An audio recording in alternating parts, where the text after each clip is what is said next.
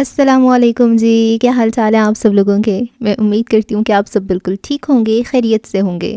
Novel ماسیل by نور راجپوت کی یہ 10ویں قسط ہے، لاس پلاس کے نوٹس۔ عبدل کے اپارٹمنٹ سے کار تک کا فاصلہ اس نے کیسے عبور کیا تھا، یہ صرف وہی جانتی تھی۔ اسے اب تک یقین نہیں آ رہا تھا کہ عبدل نے اسے ایمان خراب کرنے والی کہا تھا۔ گاڑی کی طرف بڑھتے اس کے قدموں میں واضح لرزش تھی اور سانس تو ابھی تک سینے میں ہی اٹکا تھا۔ ڈرائیور نے اسے آتے دیکھ کر دروازہ کھولا اور وہ کسی روبوٹ کی طرح گاڑی میں بیٹھ گئی۔ جلدی چلو، ہم لیٹ ہو رہے ہیں، شولی نے ڈرائیور سے کہا تو وہ فوراً بول پڑی، واپس چلو۔ میکان کی انداز تھا، اس کی نظر گود میں رکھے اپنے ہاتھوں پر جمی تھی۔ شولی نے چونک کر پیچھے دیکھا، وہ جو پہلے ہی اس کی اتنی جلدی واپس آنے پر حیران تھی، اب اس کی اڑتی رنگت دیکھ کر پریشان ہوئی۔ لیکن میم، ہم تو کہا نا واپس چلو۔ وہ اتنی زور سے چیخی کہ شولی گڑبڑا گئی۔ ڈرائیور نے گاڑی واپس موڑ لی۔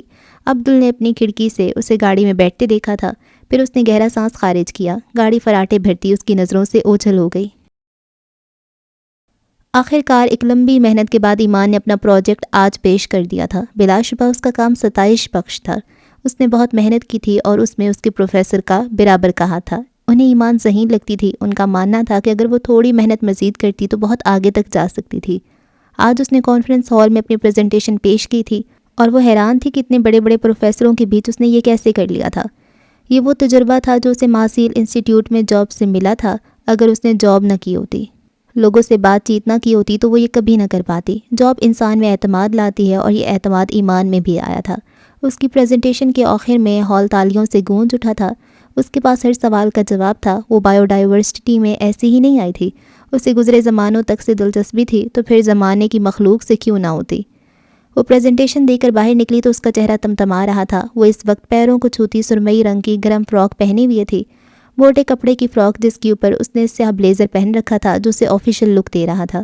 سرمئی اور سیاہ رنگ کے اسکارف کو سر پہ اوڑے وہ بھلی لگ رہی تھی اور پیروں میں سیاہ جوتے تھے، سیاہ لوفر جن کی ہیل 1 انچ کی تھی۔ وہ فلیٹ جوتے نہیں پہنتی تھی سوائے سنیکرز کے۔ اس کے پاؤں اور ایڑیاں فلیٹ جوتوں میں درد کرنا شروع ہو جاتی تھیں۔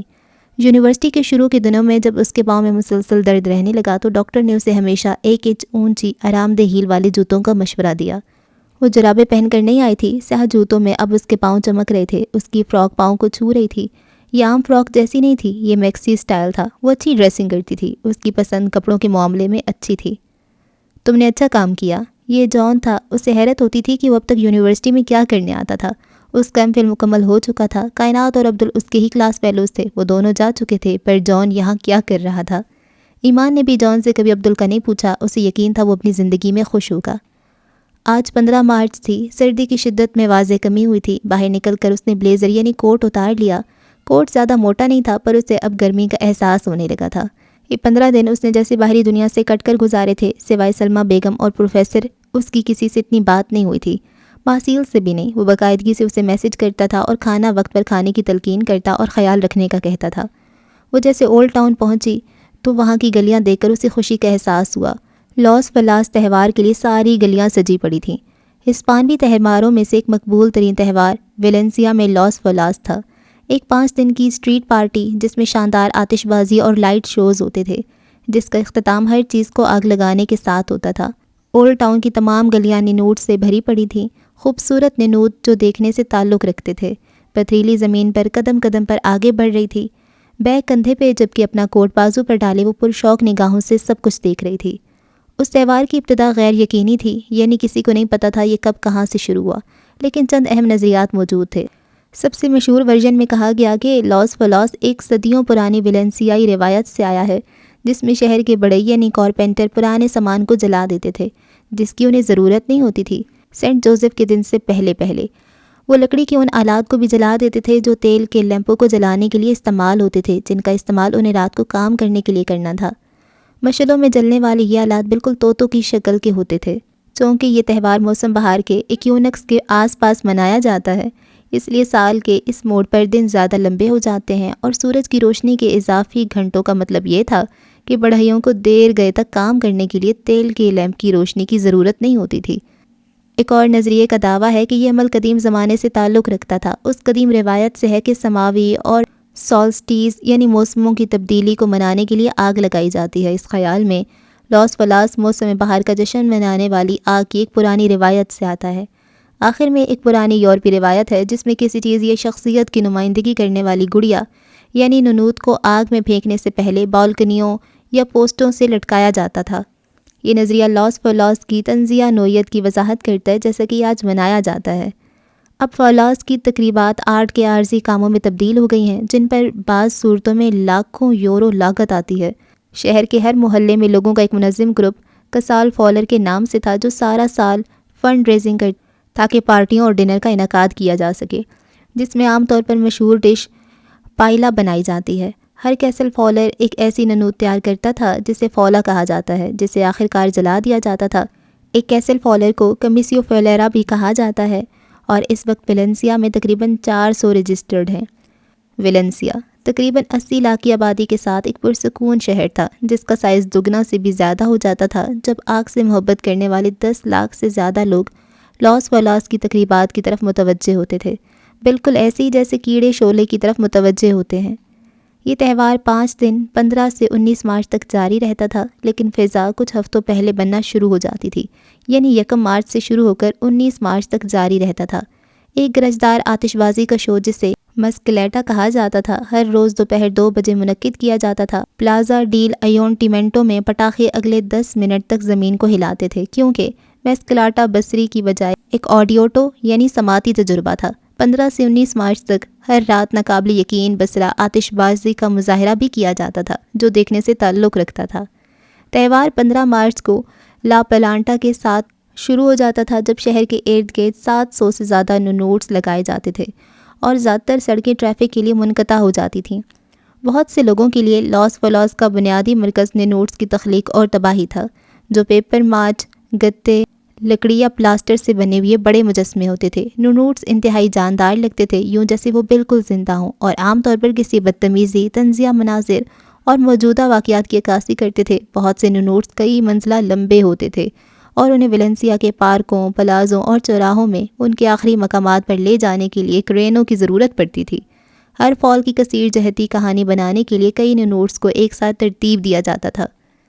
اگلے چند دنوں میں لوگ شہر کے ارد گرد چہل قدمی کرتے ہوئے، تخلیقی شاہکاروں کی فنکاری اور مزاح کی تعریف کرتے ہوئے اور ہر گلی کے کونے پر بظاہر فروخت ہونے والی روایتی پیسٹریوں سے لطف اندوز ہوتے تھے۔ لوگ انتہائی مستند مقامی تجربے کے لیے ایک کپ چاکلیٹ کے ساتھ ویلنسیا کلاسک بینیوز ڈی کاراباسا کھاتے پائے جاتے تھے۔ 19 مارچ کو تمام فالوں کو آگ لگانے تک ننوڈس اپنی جگہ پر رکھے جاتے تھے اور اس دن کو لا کریما کہا جاتا تھا۔ ہر سال ننوڈس میں سے ایک ننود کو مقبول ووٹ کے ذریعے تباہی سے بچایا جاتا تھا، اسے ننود انڈلٹ کہا جاتا تھا اور اسے گزشتہ برسوں کے دیگر پسندیدہ اور بچے ہوئے ننوڈس کے ساتھ مقامی فالاس میوزیم میں نمائش کے لیے رکھا جاتا تھا۔ روزانہ پٹاخے کے اسراف اور ننوڈس کے جلانے کے علاوہ ہزاروں دیگر واقعات بھی لاس فالاس کا حصہ بنتے تھے۔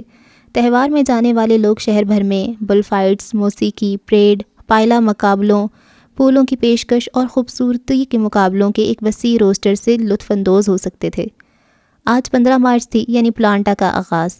15 مارچ کی رات سرگرمیوں سے بھرپور رات ہوتی تھی۔ اس دن فالاس کمیشن شفٹوں میں کام کرتے تھے کیونکہ ویلنسیا میں بنائی گئی تمام ننوڈس کو 16 مارچ کی صبح تک جلایا جانا لازمی تھا۔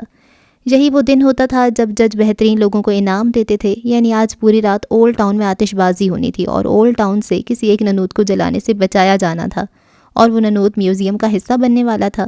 اس کے ساتھ جن کے ننود قابل ستائش ہوتے انہیں میئر کی طرف سے انعام دیا جانا تھا۔ وہ کتنی ہی دیر اولڈ ٹاؤن کی گلیوں میں گھومتی رہی اور اس نے بھوک مٹانے کے لیے اسٹریٹ فوڈ کھایا۔ وہ رنگ برنگے ننود کو دیکھ رہی تھی، کہیں جو کھڑا تھا، کہیں فیری ٹیلز کی شہزادیاں، کہیں باربی ڈالز، کہیں معروف شخصیات تو کسی خوفناک چڑیلیں۔ یہ سب دیکھ کر ایمان کی آنکھیں چمک اٹھیں اور وہ ان کے بنانے والوں پر حیران ہوتی تھی۔ کہیں پر ڈھیروں ننودس ایک ساتھ کام کرتے کسی خاص کہانی کو پیش کر رہے ہوتے تھے، کہیں بوڑھے دادا دادی اپنے پوتے کو پکڑے بیٹھے ہوتے، کئی ننوڈس خوش تھے تو کئی اداس، کہیں راپنزل اپنے لمبے بالوں کے کٹ جانے پر دکھی تو کہیں کوئی مرمیڈ پانی سے نکل کر زمین پر پھنس گئی تھی۔ وہ رک گئی، یہ واقعی ایک مرمیڈ تھی جو زمین پر خوفزدہ سی پڑی تھی، جانے کیسے وہ سمندر سے خشکی تک پہنچ گئی تھی۔ اس کے پاس لوگوں کا ہجوم تھا جو اسے حیرانی سے دیکھ رہے تھے۔ یہ منظر ننوڈ سے بنایا گیا تھا۔ وہ حیرانی سے دیکھنے لگی۔ وہ ہر بار اس تہوار میں بننے والے ننوڈس کو اتنی ہی دلچسپی سے دیکھتی تھی۔ وہ ایک اسٹریٹ فوڈ کے اسٹال کے پاس کھڑی پکوڑے کھا رہی تھی، جب اس کی نظر سامنے پڑی تو وہ حیران ہوئی۔ سامنے ہی ماسیل زینے پر دونوں ہاتھ باندھے اسے ہی دیکھ رہا تھا۔ وہ کھسیا گئی۔ پچھلے 3 گھنٹوں میں جانے اس نے کتنی بار ایمان کو فون کیا تھا اس کی پریزنٹیشن پوچھنے کی خاطر، اور وہ میڈم نے نوٹس انجوائے کر رہی تھی۔ اس نے فون اٹھانے کی زحمت نہیں کی تھی، وہ خفگی سے اسے دیکھ رہا تھا۔ ایمان زبردستی مسکرائی، وہ رنگے ہاتھوں پکڑی گئی تھی اور اب بعد میں بہانہ نہیں بنا سکتی تھی کہ یونیورسٹی سے لیٹ فری ہوئی۔ آخر کار ماسیل نے روز کو فون کیا تو اس نے کہا، آج 15 مارچ ہے ایمان، آپ کو اولڈ ٹاؤن کی گلیوں میں بھٹکی ملے گی۔ اور ایسا ہی ہوا تھا۔ آدھے گھنٹے کی خواری کے بعد وہ اسے پکوڑے کھاتی مل گئی تھی۔ وہ کتنی خوش تھی، کسی بچی کی طرح جو اپنے آس پاس رنگ برنگی گڑیاؤں کو دیکھ کر خوش ہو جاتی ہے۔ وہ سفید پینٹ پر آسمانی رنگ کی بند گلے والی شرٹ پہنے ہوئے تھا، بازو فولڈ کیے ہوئے تھے۔ یہ جرسی کی شرٹ تھی جس میں وہ کافی وجیح لگ رہا تھا۔ کوئی اتنا لاپرواہ کیسے ہو سکتا ہے؟ وہ اس کے قریب آیا۔ وہ فون بیگ میں تھا، پتہ نہیں چلا۔ وہ شرمندہ ہو گئی تھی۔ ہاتھ میں پکڑا پکوڑا ہاتھ میں ہی رہ گیا تھا۔ شام کے سائے گہرے ہو رہے تھے۔ ماسیل نے سر سے پاؤں تک اسے دیکھا۔ وہ سرمئی رنگ پہنے کس قدر دلکش لگ رہی تھی۔ اس کی رنگت نمایاں تھی۔ جیسے جیسے شام گہری ہو رہی تھی، روشنیوں کا جہان امڑ آیا تھا۔ نوجوان آس پاس مختلف قسم کے بینڈ باجے بجا رہے تھے۔ اس سے پہلے وہ کچھ کہتا باجے کی آواز سنائی دی اور ساتھ ہی آسمان پر آتش بازی شروع ہو گئی۔ لوگوں کی ہوٹنگ بھی ساتھ ہی شروع ہوئی۔ کان پڑی آواز سنائی نہیں دے رہی تھی۔ چلیں؟ ماسیل نے پوچھا تو وہ اپنے پکوڑوں کی پلیٹ واپس رکھتی اس کے ساتھ چل پڑی۔ وہ دونوں اولڈ ٹاؤن برج کی جانب جا رہے تھے۔ ٹاؤن کے بیچوں بیچ نوٹس کی تقریب کا آغاز ہو چکا تھا۔ وہ دلچسپی سے آس پاس سے گزرتے لوگوں کو دیکھ رہی تھی۔ توجہ کا مرکز ان کے لباس تھے۔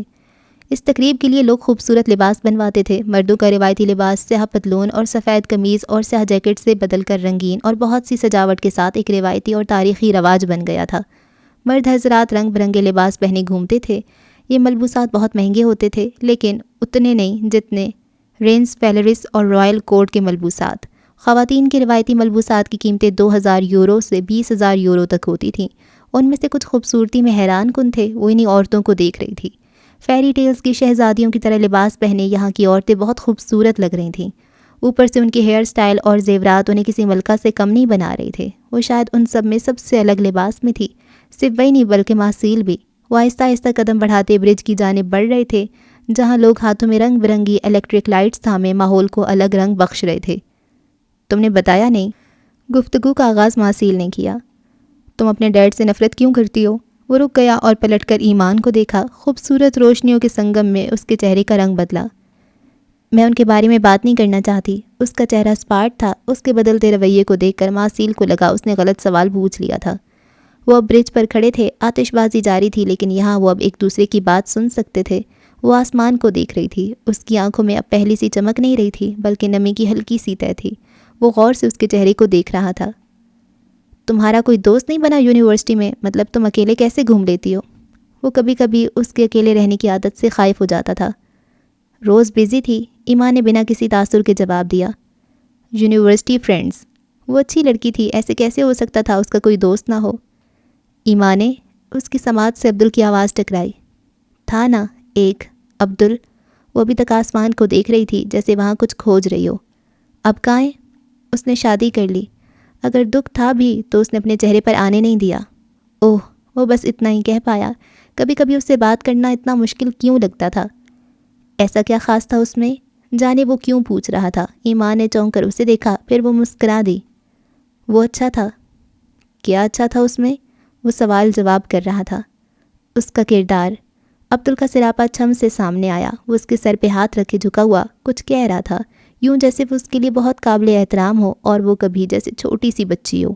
اس کی بات سن کر ماسیل ہنس دیا۔ یعنی تمہیں نیک لوگ پسند ہیں؟ انداز مذاق اڑانے والا تھا۔ ایمان کی بھویں سکڑ گئیں۔ اس میں غلط کیا ہے؟ اس نے الٹا سوال کیا۔ غلط کچھ نہیں ہے، پر یہ کانسیپٹ پرانا ہو چکا ہے۔ اپنے لیے نیک پارٹنر ڈھونڈنا جس نے کبھی کسی کو چھوا نہ ہو، وہ ایسے لوگوں سے چڑھتا تھا۔ یہ سب کا ذاتی معاملہ ہے، آپ کسی کا مذاق نہیں اڑا سکتے۔ وہ خفا ہوئی، رخ پھیر لیا۔ وہ گھوم کر اس کے سامنے آیا۔ کہیں تمہیں تو کوئی نیک انسان نہیں چاہیے؟ تھوڑا خوف تھا، تھوڑی بے یقینی۔ وہ پوچھ رہا تھا۔ میری ایسی قسمت کہاں؟ ایمان اسے دیکھ نہیں پائی، وہ بس ہولے سے بڑبڑا دی۔ وہ دونوں جہاں نوٹس کو جلایا جا رہا تھا اس جانب بڑھ گئے تھے۔ وہ انہیں جلتے ہوئے دیکھنا چاہتی تھی۔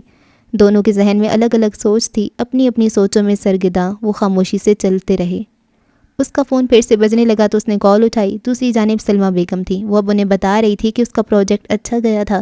پھر اس نے اپنے باہر ہونے کا بتایا اور فون بند کر دیا کیونکہ شور کی وجہ سے آواز نہیں آ رہی تھی۔ وہ اب اپنے فون کو دیکھنے لگی۔ وہ ایسے موقعوں کو کم ہی ریکارڈ کرتی تھی، پر وہ میزو کا سوچ کر جلتے نوٹس کی ویڈیو بنانے لگی تاکہ اسے دکھا سکے۔ ماسیل کی نظریں اس کے چہرے پر جمی تھیں۔ وہ اسے ہمیشہ سے ہی خالص لگتی تھی اور وہ چاہ کر بھی اسے چھو نہیں پاتا تھا۔ وہ اب بھی اس کے چہرے کے عجیب رنگوں کو دیکھ رہا تھا، اس کا گول بیضوی چہرہ، چن اسکار اور بڑی بڑی آنکھیں، اور اس کا لباس اس وقت اس کو کوئی کنوت بنا رہا تھا، بالکل ایک گڑیا۔ وہ ویڈیو بنا رہی تھی جب اسے نوٹیفیکیشن وصول ہوا۔ اس نے نوٹیفیکیشن بار سے ہی چیک کیا۔ مسٹر گرے نے کوئی سٹیٹس اپڈیٹ کیا تھا۔ اس نے آئی ڈی نہیں کھولی۔ وہ نوٹیفیکیشن سے ہی جان گئی تھی کہ کیا سٹیٹس اپڈیٹ ہوا تھا۔ سورہ النور کی آیت تھی، خبیث عورتیں خبیث مردوں کے لائق ہیں اور خبیث مرد خبیث عورتوں کے لائق ہیں، اور پاک عورتیں پاک مردوں کے لائق ہیں اور پاک مرد پاک عورتوں کے لائق ہیں۔ وہ ساکت سی کھڑی تھی، نظریں موبائل پر جمی تھیں۔ اکاؤنٹ کھول کر مزید آگے دیکھنے کی ہمت نہیں ہوئی۔ اس کے آس پاس چاروں جانب آگ تھی۔ وہ اس وقت اس آیت کا مطلب نہیں سمجھ پائی۔ ایمان، ماسیل نے اسے موبائل میں غرق دیکھا تو پکارا۔ وہ چونکی، لوگ ڈھول پیٹ رہے تھے اور پھر خاموشی چھائی۔ ڈھول اور بینڈ بازوں کی آواز رک گئی۔ میں کوئی پاک صاف مرد نہیں ہوں اور نہ میں اس پر یقین رکھتا ہوں۔ تم خالص ہو، میں جانتا ہوں، لیکن اگر نہ بھی ہوتی تو شاید مجھے فرق نہیں پڑتا۔ میرے نزدیک ان سب باتوں کا کوئی وجود نہیں ہے۔ جو کچھ ہے وہ آج ہے، ابھی ہے۔ وہ کیا کہہ رہا تھا اور نوٹس کو آگ نے پکڑ لیا۔ وہ اب دھکڑ دھکڑ جلنے لگے تھے اور ایسی آگ ایمان کو اپنے وجود کے ارد گرد محسوس ہوئی تھی۔ اسے کچھ بھی سنائی نہیں دے رہا تھا، چاروں جانب آگ تھی بس۔ میرے نزدیک یہ سب نارمل ہے، لیکن شاید تمہارے نزدیک میں ایک زناکار ہوں۔ ربش۔ وہ استہزائیہ ہنسا، مذاق اڑاتی ہنسی۔ لفظ زنا کا مذاق اڑاتا ماسیل دبوت ساز، اور خود کا مذاق اڑاتا ادھم جبیل۔ وہ کتنے آرام سے بتا رہا تھا، اپنے زانی ہونے کا اعلان کر رہا تھا۔ وہ جھوٹ نہیں بولتا تھا، وہ صاف کو تھا، پر اتنی صاف کوئی، اور یہ سچ تو قتل کرنے جیسا تھا۔ خبیث مرد خبیث عورتوں کے لائق ہیں اور پاک عورتیں پاک مردوں کے لائق ہیں۔ اس کے ذہن میں آیت کے الفاظ گونجے۔ کون تھی وہ؟ کیا وہ اتنی خبیث تھی کہ اسے ایک زانی ملتا، یا وہ پاک مردوں کے لیے نہیں تھی؟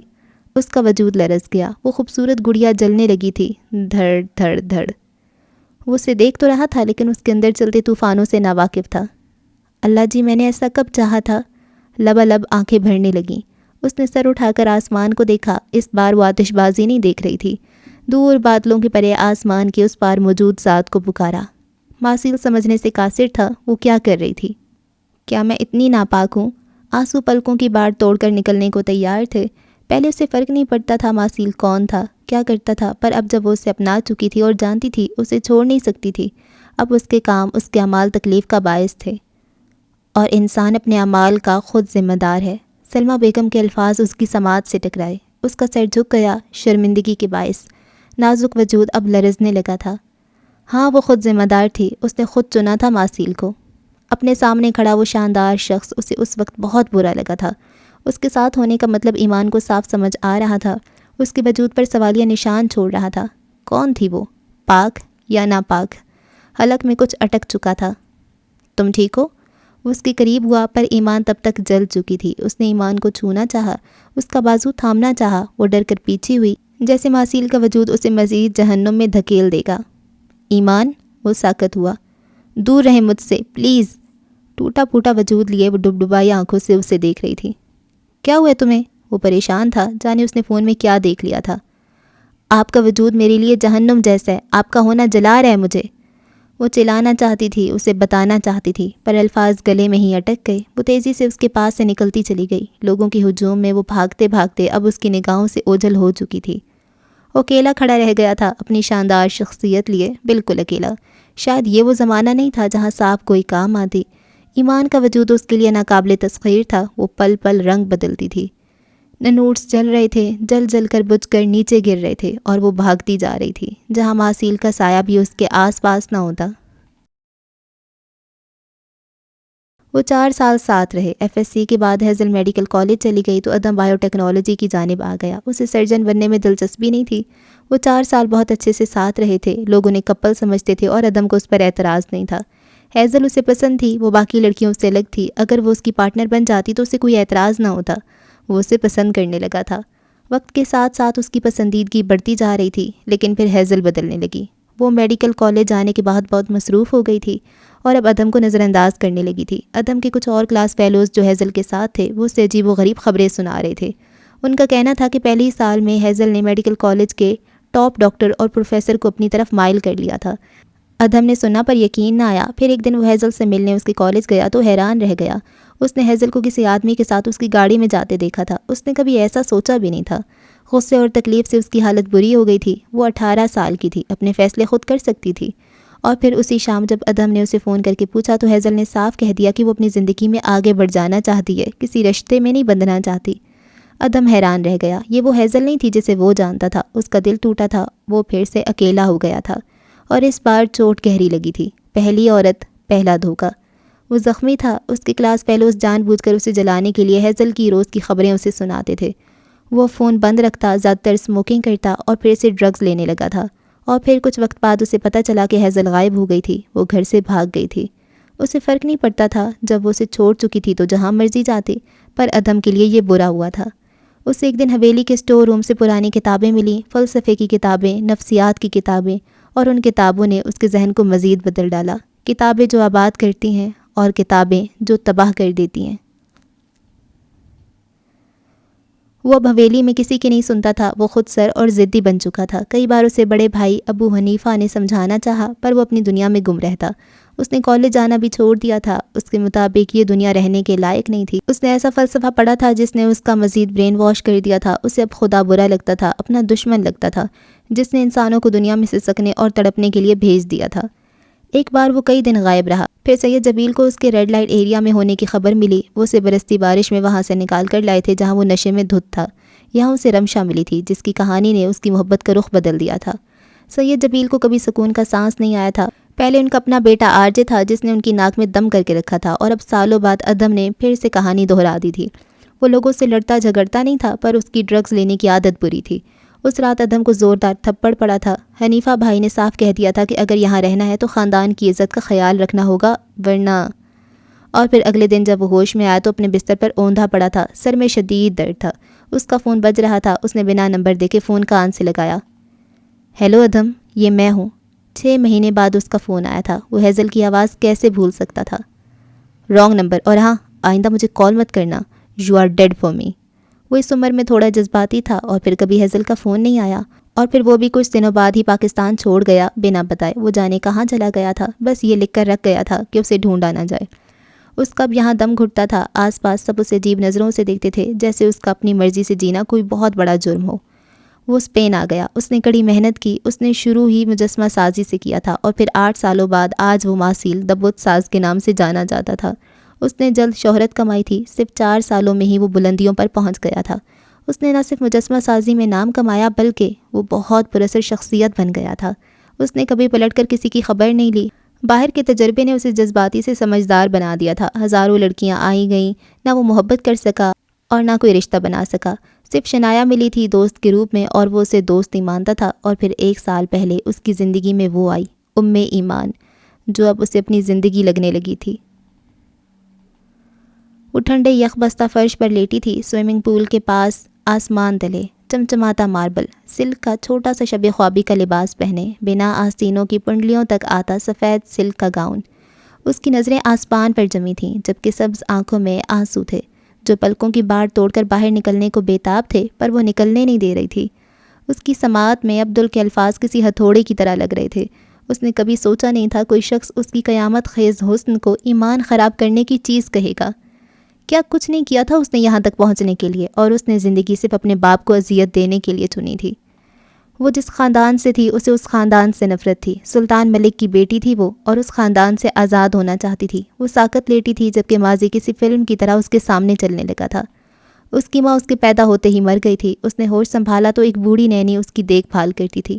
وہ نینی کے ساتھ اکیلے رہتی تھی۔ نینی اس کے کھانے پینے کا خیال رکھتی، اسے اسکول لے جاتی، واپس لاتی۔ اس کا باپ سلطان ملک کبھی کبھی ہی آتا تھا۔ وہ ڈری سہمی رہتی تھی، اور پھر ایک دن اس کا باپ اسے پاکستان لے آیا، اپنے آبائی گھر میں، اپنے خاندان میں جہاں اس کی کوئی جگہ نہیں تھی۔ اس کے دادا اور تایا نے خوب ہنگامہ کیا۔ یہ میری بیٹی ہے، میں اسے کہیں باہر نہیں پھینک سکتا، سلطان ملک نے اپنے گھر والوں سے کہا۔ اس کی ایک اور بیوی تھی، ہیزل کی سوتیلی ماں، اور ایک بھائی۔ وہ دونوں اسے نفرت کی نگاہ سے دیکھ رہے تھے۔ زمان ملک، اس کے تایا، ان کے 2 ہی بچے تھے، ایک 12 سالہ عبید ملک اور ایک 4 سالہ کائنات، جو کسی گڑیا جیسی تھی اور ہیزل سے 2 سال چھوٹی تھی۔ وہ خود اس وقت 6 سال کی تھی۔ 12 سال عبید ذہنی طور پر معذور تھا. اسے خاندان میں ایک شرط پر ہی اپنایا گیا تھا. اس لڑکی کو اس خاندان میں تبھی جگہ ملے گی جب اس لڑکی کی شادی میرے عبید سے ہوگی. زمان ملک نے اپنے چھوٹے بھائی سلطان کے سامنے شرط رکھی تھی. اپنے معذور بیٹے کے لیے حیضل ملک کو ابھی سے مانگ لیا تھا. وہ نہیں جانتی تھی یہ سب کیا تھا. وہ وہاں آ تو گئی تھی، اسے کبھی پیار نہیں ملا تھا. صرف ایک کائنات سے اس کی دوستی ہوئی تھی. کائنات بھی ڈری سہمی رہتی تھی کیونکہ ان کے گھر کی عورتوں کو اتنی زیادہ آزادی حاصل نہیں تھی. جب وہ 12 سال کی تھی اور کائنات 10 سال کی تھی، حیضل کی منگنی کائنات کے معذور بھائی سے، جبکہ کائنات کی منگنی حیضل کے ستیلے بڑے بھائی سے کر دی گئی تھی. حیضل جلد سمجھدار ہو گئی تھی. اسے بس نفرت ملی تھی اور اس کے اندر نفرت بڑھتی جا رہی تھی. اسے اپنے باپ سے، اپنے دادا سے، اپنے تایا سے، یہاں تک کہ اپنے ستیلے بھائی سے بھی نفرت تھی. اور اپنے منگیتر کو تو وہ کسی خاطر میں لاتی ہی نہیں تھی. وہ جیسے جیسے بڑی ہو رہی تھی، ضدی اور خود سر بنتی جا رہی تھی. اسے جواب دینے آتے تھے، وہ باز نہیں آتی تھی. اسے اکثر گھر کے کسی نہ کسی مرد کے ہاتھوں مار پڑتی رہتی تھی، پر وہ مار کھا کھا کر ڈھیٹ ہو گئی تھی.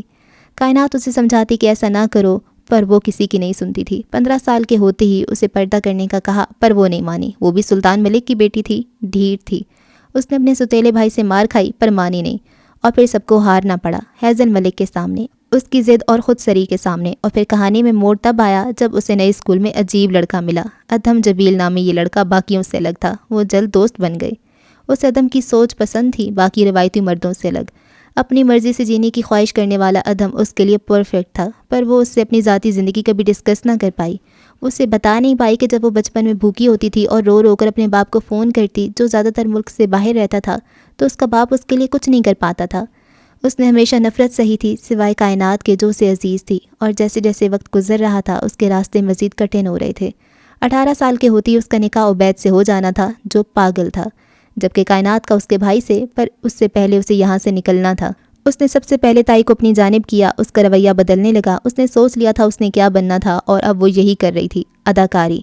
اس نے تائی کو کہا کہ میں ڈاکٹر بن کر سب سے پہلے آپ کے بیٹے کا علاج کروں گی. اس نے آہستہ آہستہ سب کا بھروسہ جیتا. اور پھر جب اسے میڈیکل میں جانے کی اجازت مل گئی تو وہاں سب سے پہلے ایک سینئر ڈاکٹر اور پروفیسر اس پر عاشق ہوا تھا. حیضل نے اس بات کا فائدہ اٹھایا، اپنا پاسپورٹ بنوایا. اس پروفیسر نے اس کی قیمت 1 رات مانگی تھی. وہ اسے ملک سے باہر بھیجنے کے لیے راضی ہو گیا تھا، پر سودا عزت کا تھا، صرف 1 رات کا. وہ ڈر گئی تھی، گھبرا گئی تھی. پھر اس نے پلان بنایا. کائنات یہ راز جان گئی تھی، اس نے کسی کو نہیں بتایا. تم جاؤ اور آزادی سے جیو. اس نے حیضل کو گلے لگایا. اور حیضل اس دن کائنات کو خداحافظ کہہ کر کالج آئی. وہاں سے پروفیسر کے ساتھ بیٹھ کر اس کے ساتھ ہوٹل گئی. وہ نہیں جانتی تھی ادھم اسے دیکھ چکا تھا. کسی غیر مرد کے ساتھ ہوٹل میں ایک لڑکی کیا کرنے جاتی ہے، پر وہ پلان بنا کر آئی تھی. اللہ نے ذہن دیا تھا تو وہ اس کا استعمال کرنا جانتی تھی. آج صبح 3 بجے کی اس کی ٹکٹ تھی. اس نے ہوٹل جاتے ہی پہلے اپنے پاسپورٹ اور ٹکٹ کا اگلوایا کہ کہاں رکھے تھے. کس قدر خوفناک تجربہ تھا. پروفیسر اس کا ہاتھ تھامے بیٹھا تھا. اس کے سامنے ڈرنکس پڑی تھی جس میں اس نے نظر بچا کر نیند آور دوا ملا دی تھی. اس سے پہلے وہ جو اس کے وجود تک بڑھ پاتا وہیں ڈھہ گیا. اگلے 12-15 گھنٹوں تک وہ اٹھ نہیں سکتا تھا. اس نے روتے ہوئے بیگ اٹھایا، پاسپورٹ وغیرہ نکالا اور نقاب لپیٹ کر وہاں سے نکل آئی. شاید اس نے پہلی اور آخری بار خدا کو یاد کیا تھا کہ وہ اس کی مدد کرے، اور بچ بچا کر نکل آئی تھی. وہ فرانس چلی گئی اور یہاں سے اس کا نیا سفر شروع ہوا. وہ اکیلی تھی، ڈری ہوئی. وہ اپنا بندوبست کر کے آئی تھی. اسے پتہ تھا اسے کیا بننا تھا. اسے ماڈلنگ کرنی تھی. اس نے یہاں آ کر ویٹرس کی جاب کی. جانے کیا کچھ کیا. لوگوں سے بچتی پھری. ڈر تھا اسے کوئی ڈھونڈ نہ لے، پر کوئی نہیں آیا ڈھونڈنے. اس نے ادھم سے رابطے کی کوشش کی تاکہ سچ بتا سکے، پر وہ اس کے لیے مر چکی تھی. فرانس میں 1 سال گزارنے کے بعد وہ اسپین آئی. یہاں مختلف جگہ آڈیشن دیے، بہت کوشش کی، پر ہر جگہ قیمت تھی. بدلے میں ایک ہی چیز مانگی جاتی تھی، اور وہ تھی عزت. اسے اس کا سودا کرنا تھا. پھر جلد اپنی منزل تک پہنچ جاتی، پر وہ کر نہ پائی. اس نے پہلی سیڑھی سے آغاز کیا. وہ ایک ماڈل کی اسسٹنٹ بن گئی. اس کے حسن کو دیکھ کر اسے فوٹو شوٹ کی پیشکش ہوئی اور اسے لگا اس نے اپنی منزل کی پہلی سیڑھی پر قدم رکھ لیا تھا. پھر وہ رکی نہیں. جب وہ ٹاپ کی ماڈل بن گئی تب ایک دن سلطان ملک کا فون آیا تھا. وہ غصے میں تھے، ناراض تھے، پر وہ اب مطلبی بن گئے تھے. ایک باپ اپنی بیٹی کو اپنے مقصد کے لیے استعمال کرنا چاہتا تھا. وہ سب جانتی تھی، پھر بھی اپنے باپ سے منہ نہ موڑ سکی. اور پھر ایک دن کسی طوفان کی طرح عبدل آیا. جانے کس دنیا سے آیا تھا، کیا کرتا تھا. وہ سب سے الگ تھا اپنے کردار میں. جھگڑالو تھا، غصے والا تھا، لیکن عزت دینا جانتا تھا. وہ اسے بچانے والا تھا، اس کی حفاظت کرنے والا تھا. پہلی بار محبت نے دل پر دستک دی، اور پھر آہستہ آہستہ وہ پوری آب و تاب سے اس کے دل کے تخت پر براجمان ہو گیا.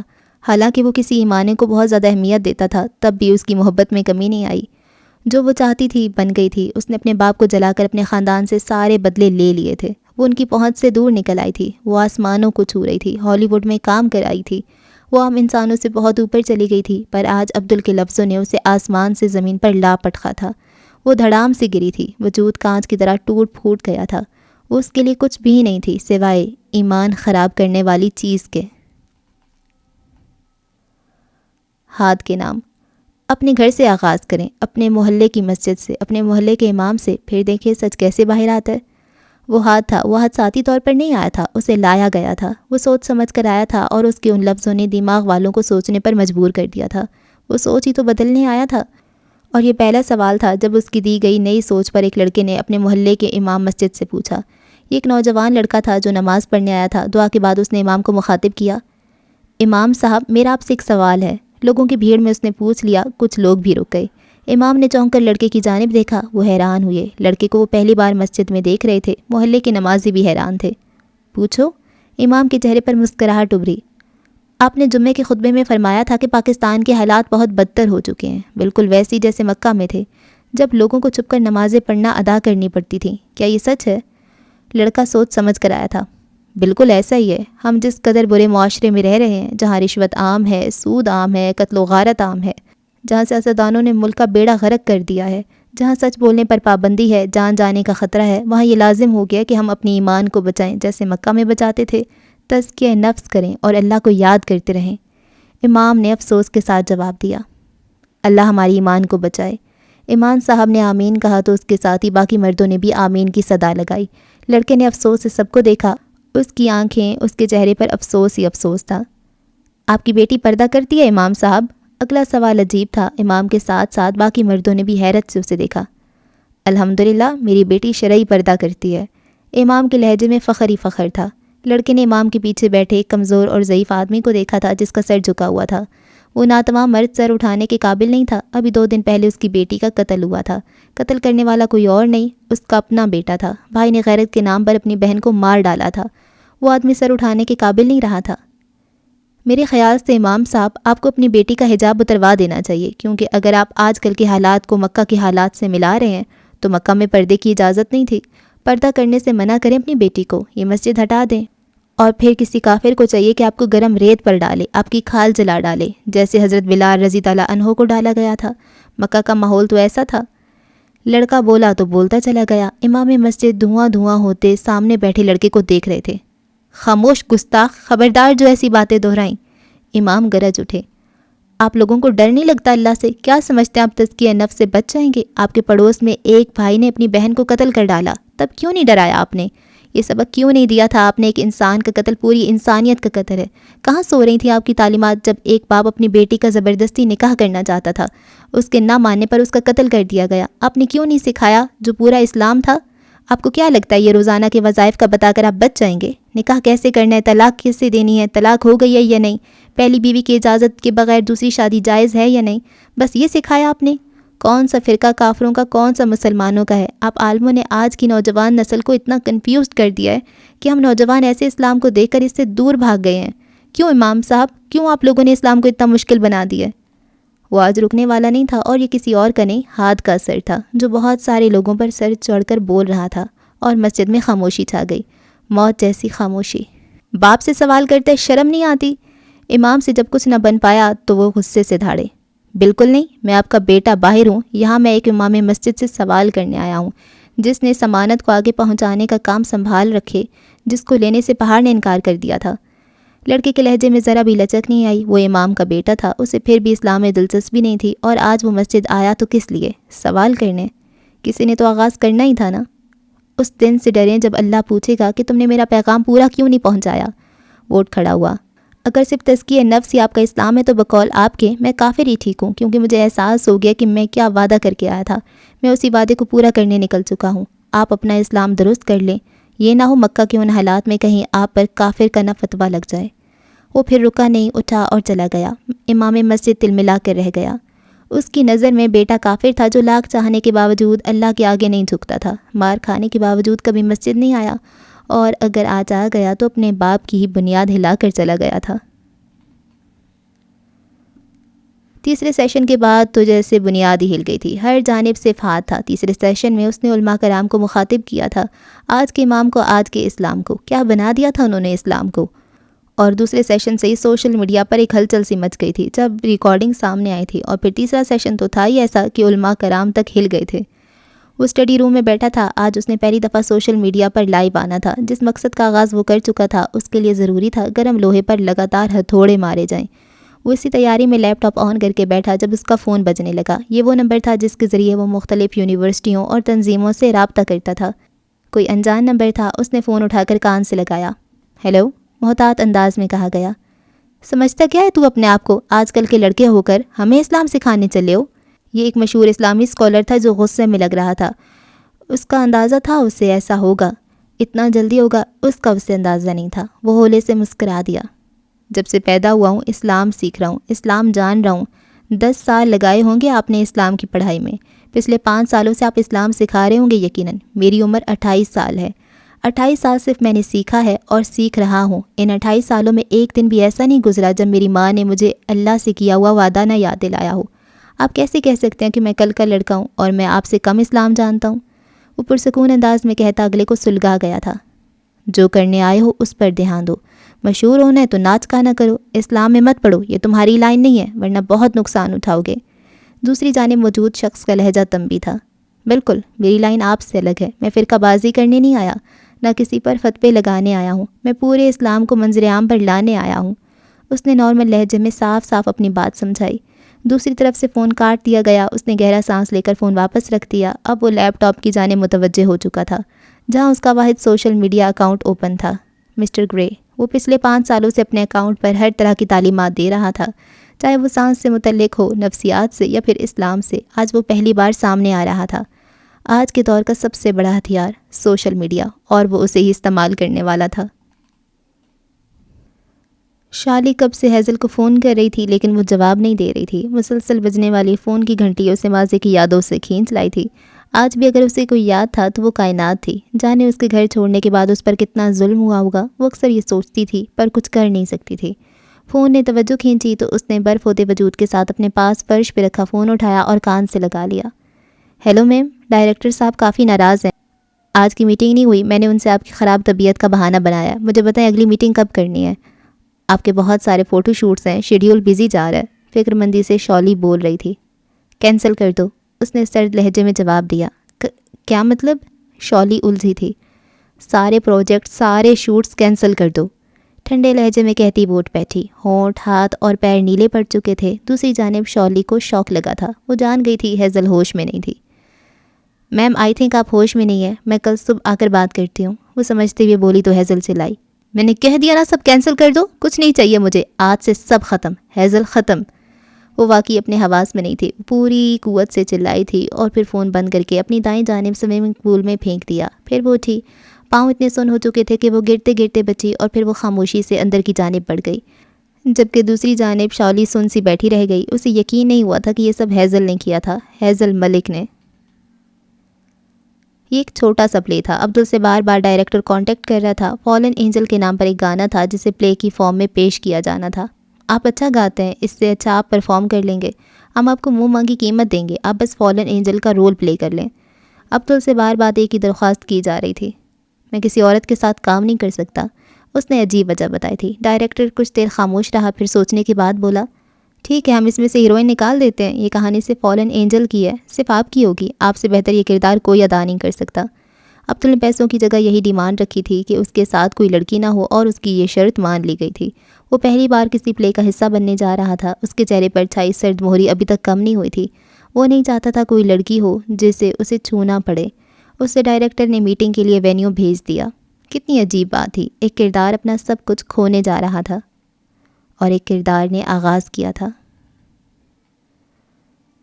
وہ خاموشی سے بستر میں دبکی پڑی تھی۔ اتنی سردی نہیں تھی جتنی اسے لگ رہی تھی۔ اس کا وجود کانپ رہا تھا، وجہ جو بھی تھی پر وہ آیت اس کے ذہن سے نہیں نکل رہی تھی۔ وہ نہ چاہتی ہوئے بھی ایسے دلدل میں دھنستی جا رہی تھی جہاں سے نکلنا ناممکن تھا۔ وہ خالی خالی دماغ لیے چھت کو گھور رہی تھی جب اس کا فون تھرتھرایا۔ اس نے دیکھا تو اس کے اکاؤنٹ میں ایک بڑی رقم ٹرانسفر ہوئی تھی۔ وہ حیرت اور اچنبھے سے موصول ہونے والے پیغام کو دیکھنے لگی۔ بھویں سکڑ گئیں، آخر اتنی بڑی رقم کون بھیج سکتا تھا؟ کہیں غلطی سے تو نہیں آ گئی؟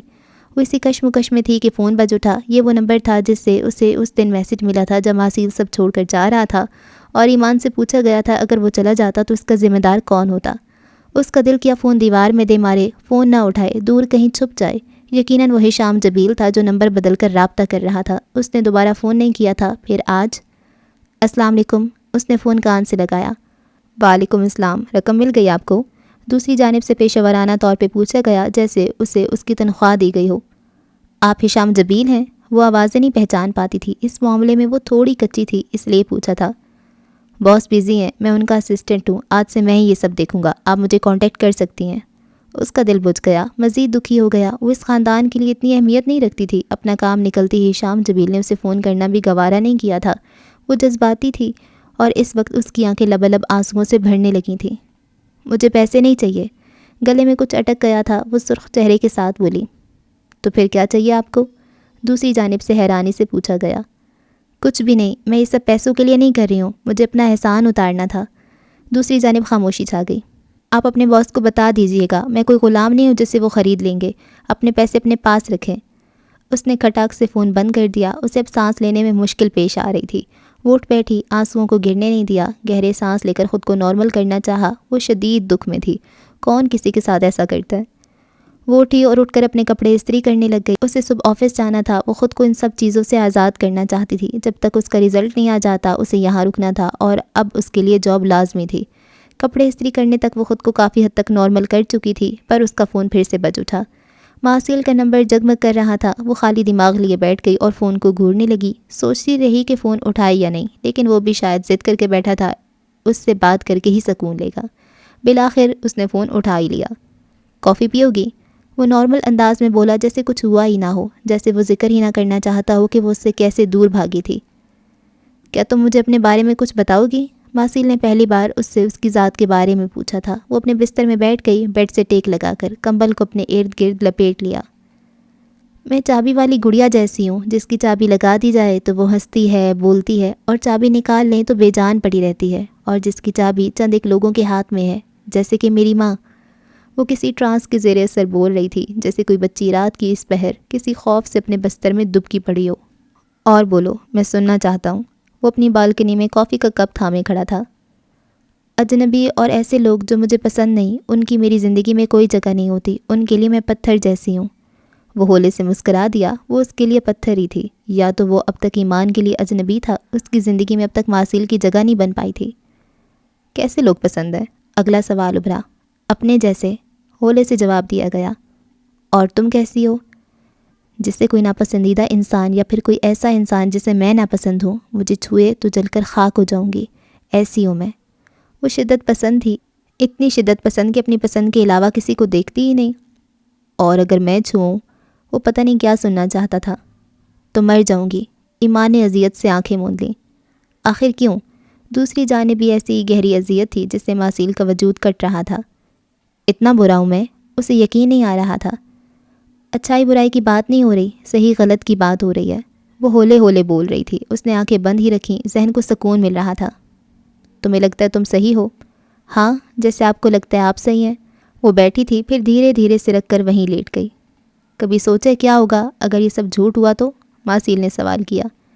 یہ سب جنت، جہنم، خدا، سب جھوٹ ہوا تو؟ مرنے کے بعد کوئی زندگی نہ ہوئی، کوئی حشر نہ ہوا تو کیا ملے گا تمہیں اپنی عبادتوں سے، اپنی نیکیوں کے عوض پھر کیا ملے گا؟ اگر یہ سب بھی جھوٹ ہوا تو مجھے کوئی نقصان نہیں ہوگا، لیکن آپ سوچیں اگر یہ سب سچ نکلا تو کیا ہوگا؟ حشر واقعی ہوا تو کیا ہوگا؟ اس نے الٹا سوال کیا تو ماسیل خاموش رہ گیا۔ آپ کا نقصان ہوگا، پتہ ہے کیا نقصان ہوگا؟ وہ نیند کی کیفیت میں گویا ہوئی، اس کا سر بھاری ہو رہا تھا۔ جانتا ہوں جنت نہیں ملے گی۔ وہ ہنسا تھا، اذیت بھری ہنسی۔ نہیں، جنت شاید مل جائے آپ کی کسی نیکی کے بدلے، پر وہ رک گئی۔ پر ماسیل الجھا۔ آپ کو ایمان نہیں ملے گی۔ اور ماسیل کی ریڑھ کی ہڈی میں سنسناہٹ ہوئی۔ کیا تھی وہ لڑکی؟ ایک پل کو اس نے سوچا اور پھر جھرجھری سی لی۔ وہ ایسا سوچنا بھی نہیں چاہتا تھا، مسکراہٹ غائب ہو چکی تھی۔ کتنی ہی پل خاموشی چھائی رہی، پھر اس نے ایمان کو پکارا، لیکن کوئی جواب نہ آیا۔ یقیناً وہ سو چکی تھی۔ ماسیل نے فون بند کر دیا، کہیں شور سے اس کی آنکھ نہ کھل جائے۔ آخر آپ نے ایسا کیا کیا مسٹر عبداللہ کہ آپ کی بیٹی مرد ذات سے اتنی بدگمان ہو چکی ہے؟ وہ بالکنی میں کافی کا مگ تھامے کھڑا تصور میں عبداللہ شہاب سے مخاطب تھا۔ عبداللہ شہاب الدین، خود غرضوں میں ایک خود غرض، خود پرستوں میں خود پرست، وہ عبداللہ تھا۔ من تو مرادوں سے مانگا گیا بیٹا۔ میر شہاب الدین کی شادی مرہ سکینہ سے ہوئی تھی، جو خوبصورتی میں کسی جمیلہ سے کم نہیں تھی۔ شادی کے 5 سال تک کوئی اولاد نہیں ہوئی، پھر اوپر تلے اللہ نے 3 بیٹیاں دیں۔ سکینہ بی بی کو بیٹے کا شوق تھا، اللہ سے دعائیں کیں، عبادتیں کیں، منتیں مانگیں، درگاہوں کے چکر لگائے، پھر کہیں جا کر اللہ نے بیٹا دیا، چاند سا خوبصورت بیٹا، نہایت حسین، جس کے نام پر جنگ چھڑ گئی تھی خاندان میں، اور پھر آخر میں عبداللہ نام رکھا گیا۔ عبداللہ یعنی اللہ کا بندہ، جسے اللہ نے حسن اور ذہانت بہت دیا تھا۔ وہ بچپن سے ہی ذہین تھا، آرٹسٹ بننے کا شوق تھا، جبکہ گھر والے چاہتے تھے پڑھ لکھ کر فوج میں چلا جائے، پر آرٹ سے جڑے لوگ باقی دنیا سے کٹ جاتے ہیں۔ عبداللہ شہاب کو لکھنے کا شوق تھا، اس کے علاوہ وہ ایک اچھا پینٹر تھا۔ دن بھر کتابیں پڑھنا، اچھا کھانا، اچھا پہنا، بابو بن کر گھومنا، اس کے علاوہ اس سے کچھ آتا ہی نہیں تھا۔ نہ وہ فوج میں جا سکتا تھا، نہ ہی جاب کر سکتا تھا، اس کے شوق الگ تھے۔ سردیوں میں لمبا اوور کوٹ پہن کر سگار سلگائے گھومتا رہتا۔ شہاب الدین کو باتیں سننے کو ملتی تھیں کہ خود تو وہ نماز روزہ کرتا تھا، جبکہ بیٹا گوروں سے متاثر تھا، رنگ برنگی عورتوں کی تصویریں بناتا تھا۔ 20-22 سال کا ہوا تو گھر والوں نے تنگ آ کر شادی کر دی۔ ان کا ماننا تھا شادی کے بعد سدھر جائے گا، لیکن نتیجہ الٹ نکلا۔ سلمہ بیگم عبداللہ شہاب کو ایک آنکھ نہ پسند آئی۔ سانولے رنگ کی ان پڑھ سلمہ بڑھڑا عبداللہ جیسے نوجوان کو کیسے پسند آتی؟ خیر بیوی تو تھی ہی، چوں چراں کے بعد عبداللہ شہاب نے سلمہ بیگم کو بیوی مان ہی لیا، لیکن اسے بیویوں والی عزت اور مان کبھی نہ دیا۔ غصہ جس کا بھی ہوتا سلمہ بیگم پر اترتا، یہاں تک کہ شادی کے 6 مہینوں ہی عبداللہ شہاب نے اپنی بیوی پر ہاتھ اٹھانا شروع کر دیا تھا۔ وہ گاؤں کی سیدھی سادی لڑکی تھی، جو خاموشی سے سب سہ جاتی اور پھر اپنی ساس کو شکوہ کناہ نظروں سے دیکھتی، جس نے اپنے بیٹے کی جھوٹی تعریفیں کر کے سلمہ بیگم کا رشتہ لیا تھا، اپنے بیٹے کو محنتی بنا کر پیش کیا تھا، چھپایا تھا کہ وہ عیاش تھا، وہ جواری تھا، کچھ نہیں بتایا تھا۔ شادی کے بعد تو جیسے عبداللہ شہاب اور آزاد ہو گیا تھا۔ کسی دوسرے شہر میں آرٹ کا کوئی بڑا مقابلہ چل رہا تھا۔ عبداللہ اپنی بیوی اور ہونے والے بچے کو چھوڑ کر چلا گیا اور پھر 6 ماہ تک واپس نہ آیا۔ یہ مقابلہ کراچی میں تھا۔ 6 ماہ تک عبداللہ نے پلٹ کر اپنے گھر والوں کی کوئی خبر نہ لی۔ اس کی بیوی زندہ تھی یا مر گئی تھی، کوئی رابطہ نہیں کیا۔ کراچی میں عبداللہ کو ایمانیں ملی۔ وہ برطانیہ سے آئی تھی، ہاتھ لگائے میلی ہونے والی گوری ایمان رابرٹ۔ جو شخص یہ مقابلہ کروا رہا تھا، ایمان اس کی خاص مہمان تھی۔ اس کا بولنا، اس کا ہنسنا عبداللہ شہاب کو پاگل کر گیا تھا۔ ایمان بھی عبداللہ شہاب کی وجاہت اور ذہانت دونوں سے متاثر ہوئی تھی۔ وہ دونوں جلد قریب آ گئے۔ عبداللہ نے اپنی آرٹ کے بڑے بڑے نمونے پیش کیے۔ وہ فائنل راؤنڈ میں پہنچ گیا تھا۔ وہ دونوں اکثر ساحل سمندر پر گھومتے پائے جاتے تھے۔ ایک دن بھی عبداللہ شہاب کو سلمہ بیگم کا خیال نہیں آیا تھا۔ ایمان جس شخص کی مہمان تھی، وہ ایمان کا جھکاؤ عبداللہ کی جانب دیکھ چکا تھا اور یہ اس سے برداشت نہ ہوا۔ عبداللہ بہت خوش تھا، اسے یہ مقابلہ جیتنے کا بھوت سوار تھا۔ وہ ملک کا سب سے بڑا مصور بننے کا خواب دیکھ رہا تھا، پر خواب چکنا چور ہو گیا جب اسے جان بوجھ کر ہرا دیا گیا تھا۔ اسی شام اسے ایمانے نے بتایا کہ وہ جلد شادی کر رہی ہے، وہ اپنے ہونے والے شوہر کے ساتھ واپس جا رہی تھی۔ عبداللہ شہاب کے لیے یہ صدمہ بہت بڑا تھا۔ ایمانے چلی گئی اور وہ اپنی محبت اور اپنی مصوری دونوں ہار گیا۔ وہ ٹوٹے دل کے ساتھ واپس آیا تو سانولی سی سلمہ بیگم ایک بچے کو تھامے بیٹھی تھی، خوبصورت سا بچہ جو اب بیمار دکھائی دے رہا تھا۔ وہ رنگ و روپ میں باپ کی پرچھائی تھا۔ وہ اچانک ہی بیمار پڑ گیا تھا۔ عبداللہ واپس تو آ گیا تھا، لیکن گھر نہ آتا۔ آئے دن گھر میں اس کے نہ کمانے کی وجہ سے لڑائیاں ہوتی تھیں۔ سکینہ نے سلمہ بیگم کو الگ کر دیا تھا۔ شہاب الدین کے 2 اور بیٹے تھے جو عبداللہ سے چھوٹے تھے اور سب ایک ساتھ رہتے تھے، پر سلمہ بیگم اور ایک شیر خوار بچے کا رزق سب پہ بھاری پڑ گیا۔ سلمہ بیگم نہ جانے کتنے کتنے دن بھوکی رہتی تھی، پر اپنے بچے کو بھوکا نہیں دیکھ سکتی تھی۔ وہ اپنے میکے چلی گئیں۔ بچے کا بہت علاج کروایا، پر اللہ کے حکم سے وہ بچ نہ پایا اور اللہ کو پیارا ہو گیا۔ عبداللہ شہاب کا بت پھر بھی نہ ٹوٹا۔ اس کا غصہ بھی سلمہ بیگم پر اترا تھا۔ وہ بیچاری خاموشی سے سہتی رہی۔ اس کا قصور تھا، وہ اپنے شوہر کی ناپسندیدہ بیوی تھی۔ اسے تو ایمان رابرٹ چاہیے تھی، افسوس جو نہ مل سکی۔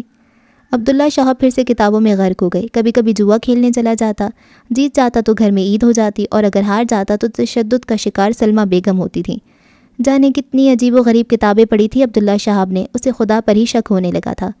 اب ان کا دھیان لکھنے کی طرف تھا۔ سلمہ بیگم پھر سے امید ہو گئیں۔ اس دوران عبداللہ شہاب نے ایک کتاب لکھی تھی۔ ایمانے کے نام سے لکھی گئی یہ کتاب بہت مشہور ہونے والی تھی۔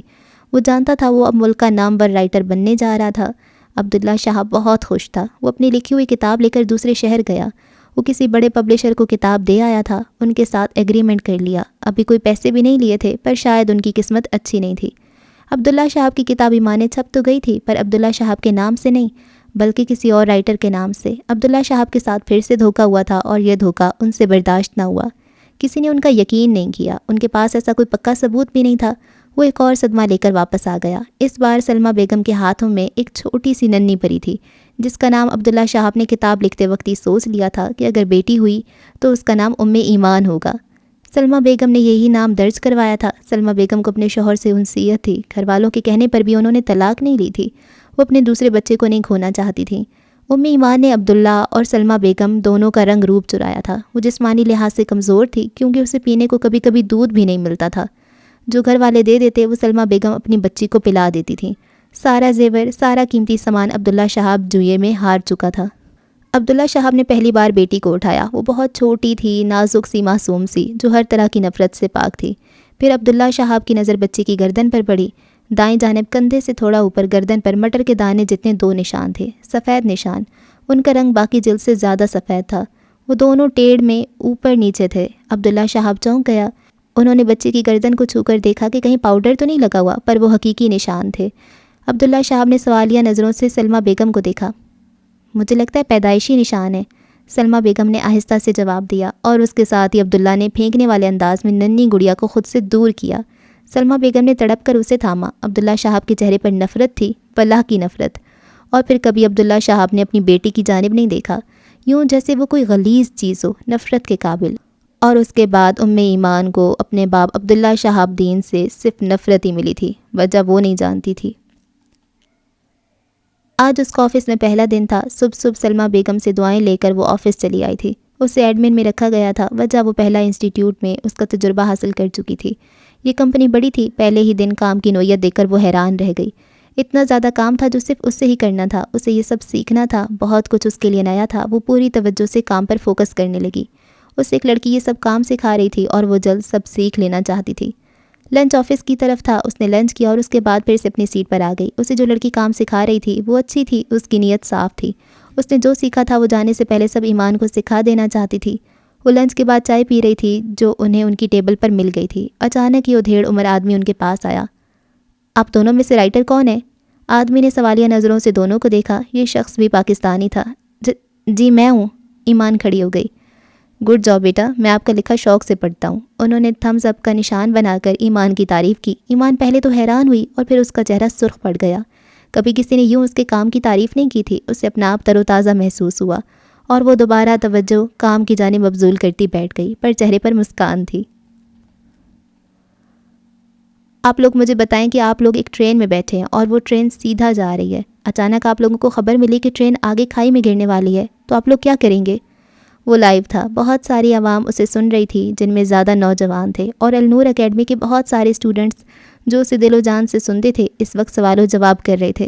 اس ٹرین کا ڈرائیور مر چکا ہے، کھڑکیاں دروازے کھل چکے ہیں، اب بتائیں آپ لوگ کیا کریں گے؟ ٹرین کے ساتھ ہی کھائی میں گر جائیں گے، کھڑکیوں سے کود جائیں گے، یا پھر کیا کریں گے؟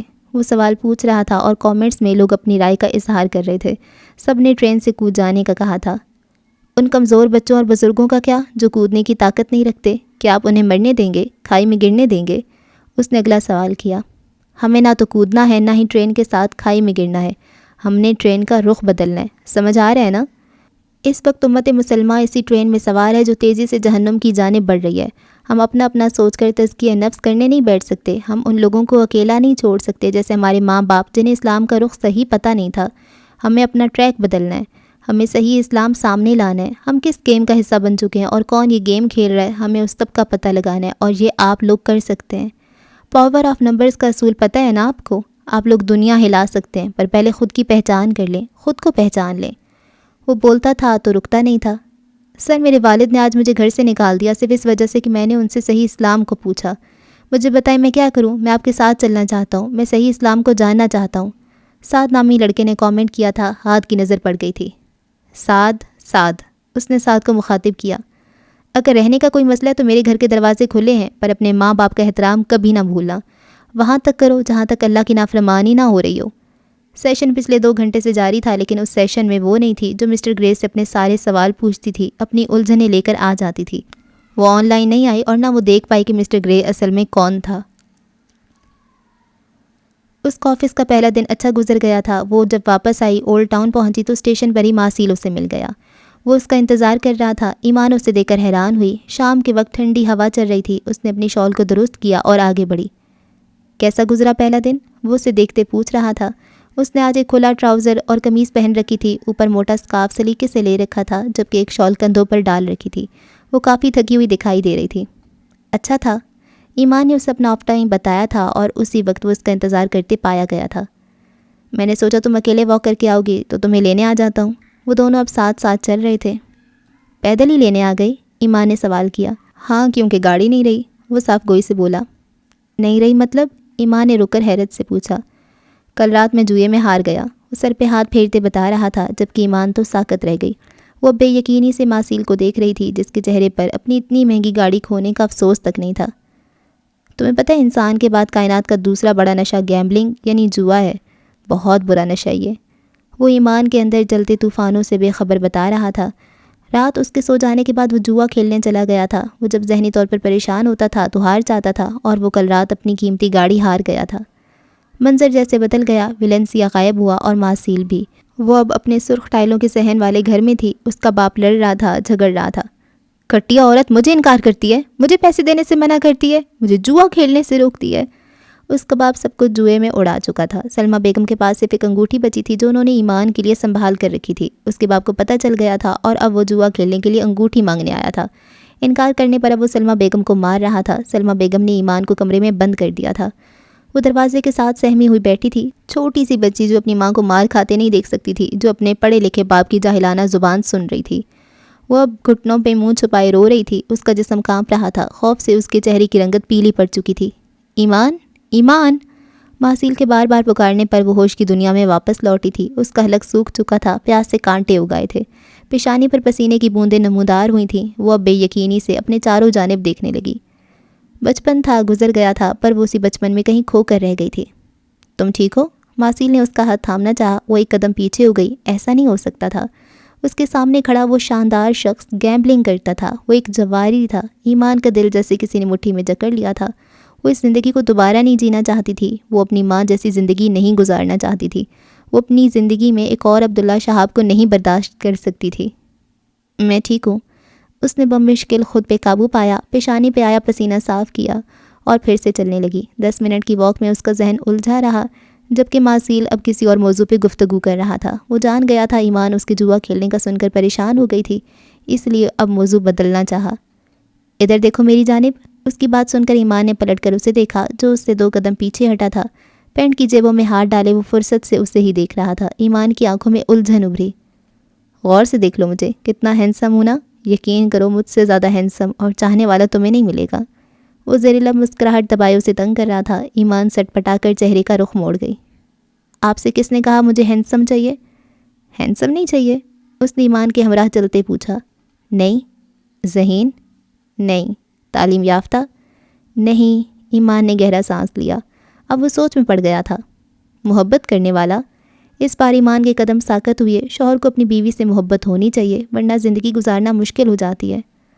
ہاں، شاید محبت کرنے والا چاہیے، وہ بے یقینی کسی کیفیت میں بولی۔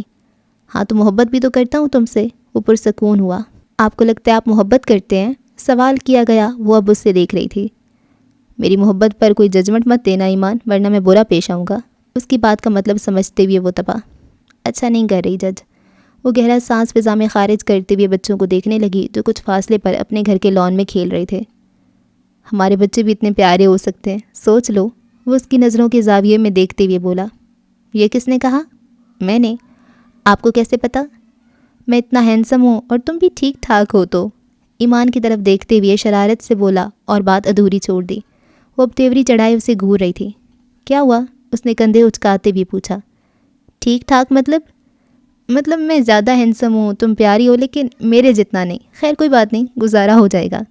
وہ اب اسے جان بوجھ کر تنگ کر رہا تھا تاکہ وہ اپنی سوچ سے باہر نکل سکے۔ امیزنگ، تو جائیں پھر کوئی حسین ترین لڑکی ڈھونڈ لینا۔ وہ پھر سے چلنے لگی۔ وہ اس کے پیچھے لپکا۔ نہیں، میں کافی ہینسم ہوں تو ایسے ہی بیلنس ہو جائے گا، وہ مسکراہٹ دبائے کہہ رہا تھا۔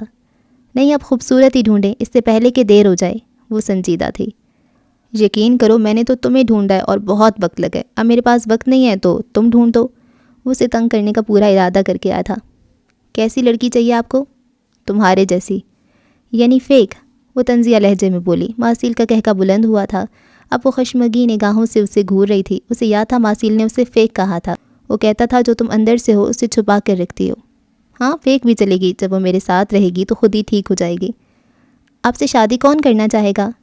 یقین کرو بہت سی حسینائیں ایسا چاہتی ہیں۔ ہاں تو کر لیں، روکا کس نے آپ کو؟ مجھے کسی میں دلچسپی نہیں رہی، وہ صاحب گوئی سے بتا رہا تھا۔ تو آپ کو کیا چاہیے؟ وہ بے بسی سے بولی، مقابل سے وہ کبھی جیت نہیں سکتی تھی۔ تم، اس نے سینے پر بازو جمائے فرصت سے کہا، کیونکہ ادھم کو ایمان کے علاوہ کچھ نہیں چاہیے، ایمان کی وہ روشنی جو ادھم کے اندھیرے کو کم کر سکے۔ وہ پوری سنجیدگی سے اس کی آنکھوں میں دیکھتے ہوئے بولا تھا۔ وہ اس کی سچائی سے نظریں چرا گئی، بلا وجہ ہی ادھر ادھر دیکھنے لگی۔ اوکے اب میں چلتا ہوں، کچھ کام ہے، بائے، وہ سنجیدگی سے کہتا بنا اس کی بات سنے واپس مڑ گیا تھا۔ ایمان نے بے بسی سے اسے جاتے دیکھا تھا۔ وہ ایسا ہی تھا، کبھی چھاؤں تو کبھی دھوپ سا۔ اس کا ہاسٹل بھی آ گیا تھا۔ سردی کا احساس ہوا تو وہ شال درست کرتی آگے بڑھ گئی تھی۔ وہ کس منزل کی راہی تھی اور اب کن راہوں پہ بھٹک رہی تھی، وہ خود نہیں جانتی تھی۔ وہ اس وقت اپنے کریئر کے عروج پر تھی اور کیسے اپنی مرضی سے اپنے زوال کا فیصلہ کر رہی تھی۔ شالی پھٹی پھٹی نگاہوں سے ہیزل کو دیکھ رہی تھی جو کہیں سے بھی نشے میں نہیں تھی۔ میں نے آج سے ابھی سے یہ انڈسٹری چھوڑنے کا فیصلہ کر لیا ہے۔ میں شوبس کو ہمیشہ کے لیے خیر آباد کہہ رہی ہوں۔ وہ سنجیدہ تھی۔ شالی کو اپنے دل پہ گھونسا پڑتا محسوس ہوا۔ اس کے سامنے بیٹھی حسین ترین لڑکی کیسے اپنی قسمت کو ٹھکرا رہی تھی۔ شالی نے پہلی بار اسے اتنے عام لباس میں دیکھا تھا، ایک کھلا سا ٹراؤزر شرٹ پہنے، بکھرے بالوں اور بکھرے وجود کے ساتھ وہ جانے کیسے کیسے فیصلے کیے بیٹھی تھی۔ آپ ایسا کیوں کر رہی ہیں؟ شالی بے یقینی کی کیفیت میں تھی۔ دل بھر گیا شوبس سے۔ اسپاٹ چہرے پر کوئی تاثرات نہ تھے، آنکھوں میں سرد پن اور ویرانی تھی۔ اسے کائنات یاد آئی جو اپنے ہاتھ پاؤں تک چھپا کر رکھتی تھی۔ وہ کتنی خوبصورت تھی، اسے کوئی نہیں جانتا تھا، پر اسے کوئی ایمان خراب کرنے والی چیز نہیں سمجھتا ہوگا، جبکہ ہیزل جسے پوری دنیا جانتی تھی وہ کیا تھی؟ عبدل کے لفظوں کی باز گشت اسے آج بھی ویسے ہی سنائی دیتی تھی۔ اس نے اذیت سے آنکھیں میچیں۔ میم ایک بار اور سوچ لیں، شالی نے جھجکتے کہا۔ میرے خیال سے ہمیں اتنی جلدی پریس کانفرنس نہیں کرنی چاہیے۔ میں سب سے کہہ دیتی ہوں آپ چھٹیوں پر گئی ہیں، کچھ وقت سوچیں گے کیا کرنا ہے۔ وہ اس کی خیر خواہ تھی، اس لیے پریشان تھی۔ جو کام کل کرنا ہے وہ آج کیوں نہیں شالی؟ میں فیصلہ کر چکی ہوں، تم اب اسے جیسے مرضی ہینڈل کرو۔ اس نے آنکھیں کھول کر شالی کی آنکھوں میں جھانکتے جواب دیا۔ سبز آنکھوں میں واضح پیغام تھا۔ شالی خاموش ہو گئی۔ جتنی جلدی ہو سکے اس کانفرنس کا اعلان کرو۔ اس نے نگاہیں موڑ لیں۔ وہ اب دیوار پہ لگی پینٹنگ کو دیکھ رہی تھی، جبکہ شالی مایوسی سے سر جھکا کر چلی گئی۔ اسے افسوس تھا، گہرا افسوس تھا۔ یہ سب اس دن سے شروع ہوا تھا جب ہیزل عبدل سے ملنے اس کے اپارٹمنٹ گئی تھی۔ شالی کو عبدل اب مزید زہر لگنے لگا تھا، اسی کی وجہ سے یہ سب ہو رہا تھا۔ اس کی اصلیت تو میڈم کے سامنے لاؤں گی، وہ نفرت سے سوچتی گھر سے باہر نکل آئی۔ پھر اس نے فون نکالا اور دوسری جانب وہ کسی سے ملنے کا کہہ رہی تھی، جبکہ ہیزل پیچھے اکیلی بیٹھی رہ گئی تھی۔ جیسے ہی ہاتھ نے آن لائن سیشن ختم کیا ویسے ہی دروازے پر دستک ہوئی۔ وہ لاؤنج میں بیٹھا تھا، اکیلے گھر میں اکیلا رہتا تھا۔ اس نے لیپ ٹاپ بند کیا اور جا کر دروازہ کھولا۔ سامنے ایک نوجوان لڑکا کھڑا تھا۔ السلام علیکم، میں سعد ہوں، آپ نے مجھے یہاں آنے کو کہا تھا۔ وہ تھوڑا ہچکچا رہا تھا۔ ہاتھ اس کی بات سن کر ہولے سے مسکرایا اور اسے اندر آنے کا اشارہ کیا۔ سعد اندر داخل ہوا تو اس نے دروازہ بند کر دیا۔ سعد تھوڑا گھبرایا ہوا تھا۔ وہ ہاتھ کے پیچھے چلتا لاؤنج تک آیا۔ ہاتھ نے اسے بیٹھنے کا کہا اور خود اس کے لیے پانی لے آیا۔ ارے آپ کیوں تکلف کر رہے ہیں؟ اتنے ذہین، اتنی بڑی شخصیت کو اپنے لیے پانی لاتا دیکھ کر وہ سٹ پٹا کر اٹھ کھڑا ہوا۔ کسی عام انسان کی تعظیم میں کھڑے نہیں ہوتے، بلکہ کسی بھی انسان کے لیے نہیں، بیٹھے رہو۔ کتنا روب تھا اس میں۔ وہ فوراً بیٹھ گیا۔ دل تیزی سے دھڑک رہا تھا۔ سعد 24 سال کا تھا اور ایم فل کر رہا تھا۔ وہ ہمیشہ سے اپنے باپ کے بتائے گئے دین کے خلاف تھا، اور اب جب کوئی سچ اس کے سامنے لایا تھا وہ بھلا کیوں نہ اس کا ساتھ دیتا۔ ہاتھ اس کے سامنے ہی بیٹھ گیا۔ وہ گرے پینٹ پر سیاہ ڈریس شرٹ پہنے ہوئے تھا جس کے کف اس نے فولڈ کر رکھے تھے۔ اس کے بال سلیقے سے جمے تھے اور پیچھے کان کی لو کو چھو رہے تھے۔ اس کے چہرے پر ہلکی داڑھی تھی جو اس کے چہرے کی خوبصورتی میں اضافہ کر رہی تھی۔ اس کے بالوں اور داڑھی یہاں تک کہ پلکوں کا رنگ بھی ہلکا سا بھورا تھا۔ سفید چمکتی ہوئی جلد اور اس پر گرے چمکتی ذہین آنکھیں۔ وہ تھوڑا سا جھک کر بیٹھتا تھا جیسے سعد کی جانب متوجہ ہو۔ اس نے 2 گھونٹ پانی پیا اور واپس گلاس رکھ دیا۔ سعد کی نظریں اس کے سراپے سے ہوتی اب اس کے ہاتھوں پر جم گئی تھیں۔ خوبصورت ہاتھ، صاف ستھرے، تراشی ہوئی انگلیاں جو نہ زیادہ لمبی تھیں نہ زیادہ موٹی، اور ہاتھوں کی رنگت سرخی مائل تھی، چمکتے ناخن۔ پھر اس کی نظریں پاؤں پر آ جمیں، ایسے ہی صاف و شفاف پاؤں۔ کوئی اتنا صاف ستھرا کیسے ہو سکتا ہے کہ اسے دیکھ کر صرف پاکیزگی کا خیال آئے؟ وہ بے دہانی میں سوچ رہا تھا۔ ہاتھ اس کے ایسے دیکھنے پر حیران نہیں ہوا۔ کوئی اسے جب قریب سے دیکھتا تھا ایسی ہی نظریں ہٹا نہیں پاتا تھا۔ پاکستانی ہوں، یقین رکھو، ہاتھ نے کہا تو ساتھ کسی آ گیا۔ ماشاء اللہ، آپ کو دیکھ کر لگتا نہیں ہے آپ اتنے مکمل انسان ہیں، شبہ سا ہو رہا تھا۔ ساتھ چھپا نہیں پایا تھا۔ میرا کوئی کمال نہیں ہے، یہ سب وراثت میں ملا ہے اور بنانے والا اللہ ہے، وہ نرم لہجے میں بولا۔ تبھی سعد کی نظر ہاتھ کے پیچھے دیوار پر گئی۔ پوری دیوار تصویروں سے بھری ہوئی تھی۔ یہ RJ؟ سعد نے حیرانی سے دیوار کی جانب اشارہ کیا۔ انہی کا گھر ہے، میں بس یہاں رہ رہا ہوں۔ وہ غور سے سعد کو دیکھ رہا تھا، جیسے جانچ رہا ہو کہ وہ کب تک اپنے فیصلے پر قائم رہ سکتا تھا۔ میں آپ کی ٹیم میں آنا چاہتا ہوں۔ سعد اب اس کی جانب متوجہ تھا۔ میری کون سی ٹیم ہے؟ وہ جیسے انٹرویو لے رہا تھا، جانچتی نگاہیں اسے اندر تک ٹٹول رہی تھیں۔ کبھی کبھی لگتا تھا وہ آنکھیں نہیں، ایکس رے مشین فٹ کروا کر آیا تھا۔ اس کا چشمہ سامنے میز پر رکھا تھا۔ جہاں میں اسلام کا صحیح رخ جان سکوں اور جو ہمیں ہمارے عہد یاد دلانے میں مدد کر سکے۔ وہ سچ کہہ رہا تھا۔ ہاتھ نے گہرا سانس لیا اور چشمہ اٹھا کر آنکھوں پر لگا لیا۔ ایسا کرنے سے اس کی آنکھوں کا وہ رنگ چھپ گیا تھا جو اسے سرد بناتا تھا، اس کے اندر کی سرد موری جسے وہ باہر نہیں آنے دیتا تھا۔ یہ سب اتنا آسان نہیں ہے۔ وہ سیدھا ہو بیٹھا۔ اسی لیے تو آیا ہوں، حق کے راستے مشکل ہی ہوتے ہیں۔ آج سے میں ہر جگہ آپ کے ساتھ جاؤں گا۔ وہ کشتیاں جلا آیا تھا، اس کے ساتھ چلنے والا پہلا قدم۔ اس کی آنکھیں مسکرائیں پر چہرہ سپاٹ رہا۔ میں امید کرتا ہوں تم اس پر قائم رہو گے۔ وہ اٹھ کھڑا ہوا، اس کا قد دراز تھا۔ ہاتھ بھائی؟ سعد نے اسے پکارا۔ اس کے پاؤں رک گئے، ساکت ہو گئے۔ اس نے پلٹ کر دیکھا۔ احساسات عجیب تھے پر اس نے ظاہر نہ ہونے دیے۔ میں ہمیشہ ساتھ نبھاؤں گا، یہ سعد کا وعدہ ہے۔ اور اس کے چہرے کے تاثرات نرم پڑ گئے۔ وہ اسے چھوڑ کر کچن میں چلا گیا تھا تاکہ کچھ کھانے کے لیے لا سکے، جبکہ سعد کی نظریں دیوار پر لگی ان تصویروں پر جمی تھیں۔ ہاں بے برخوردار، کس ارادے سے آئے ہو، وہ بھی بنا بتائے؟ سید جبیل کا فون تھا۔ ایئر بڈ کان میں لگائے وہ اپنے بیڈ پہ بیٹھا، سامنے بہت سارے کاغذات پھیلائے، جانے کیا ڈھونڈ رہا تھا جب اسے سید جبیل کا فون آیا۔ سید حیدر جبیل ملک کا ایک بڑا سیاسی اور سماجی نام، وہی جس کے لیے پیدا ہوا ہوں، اس نے سادہ لہجے میں جواب دیا۔ ہیش ٹیگ کے ساتھ تمہارا نام ہر جگہ گھوم رہا ہے، ارادے مجھے خطرناک لگتے ہیں۔ دوسری جانب خدشہ ظاہر کیا گیا، اس کے لبوں پر مسکراہٹ رنگ گئی۔ ارے نہیں، ارادہ تو نیک ہے، پر مجھے حیرت ہو رہی ہے آپ کب سے سوشل میڈیا پر اتنے ایکٹیو ہو گئے ہیں۔ وہ جلدی ہاتھ آنے والا نہیں تھا۔ ارادہ اور مقصد چاہے نیک ہی کیوں نہ ہو، پاکستان جیسے ملک میں کسی ٹھیک انسان کا زیادہ دیر ٹکنا ذرا مشکل ہے۔ وہ اپنے تجربے کی بنا پر اسے سمجھانے لگے۔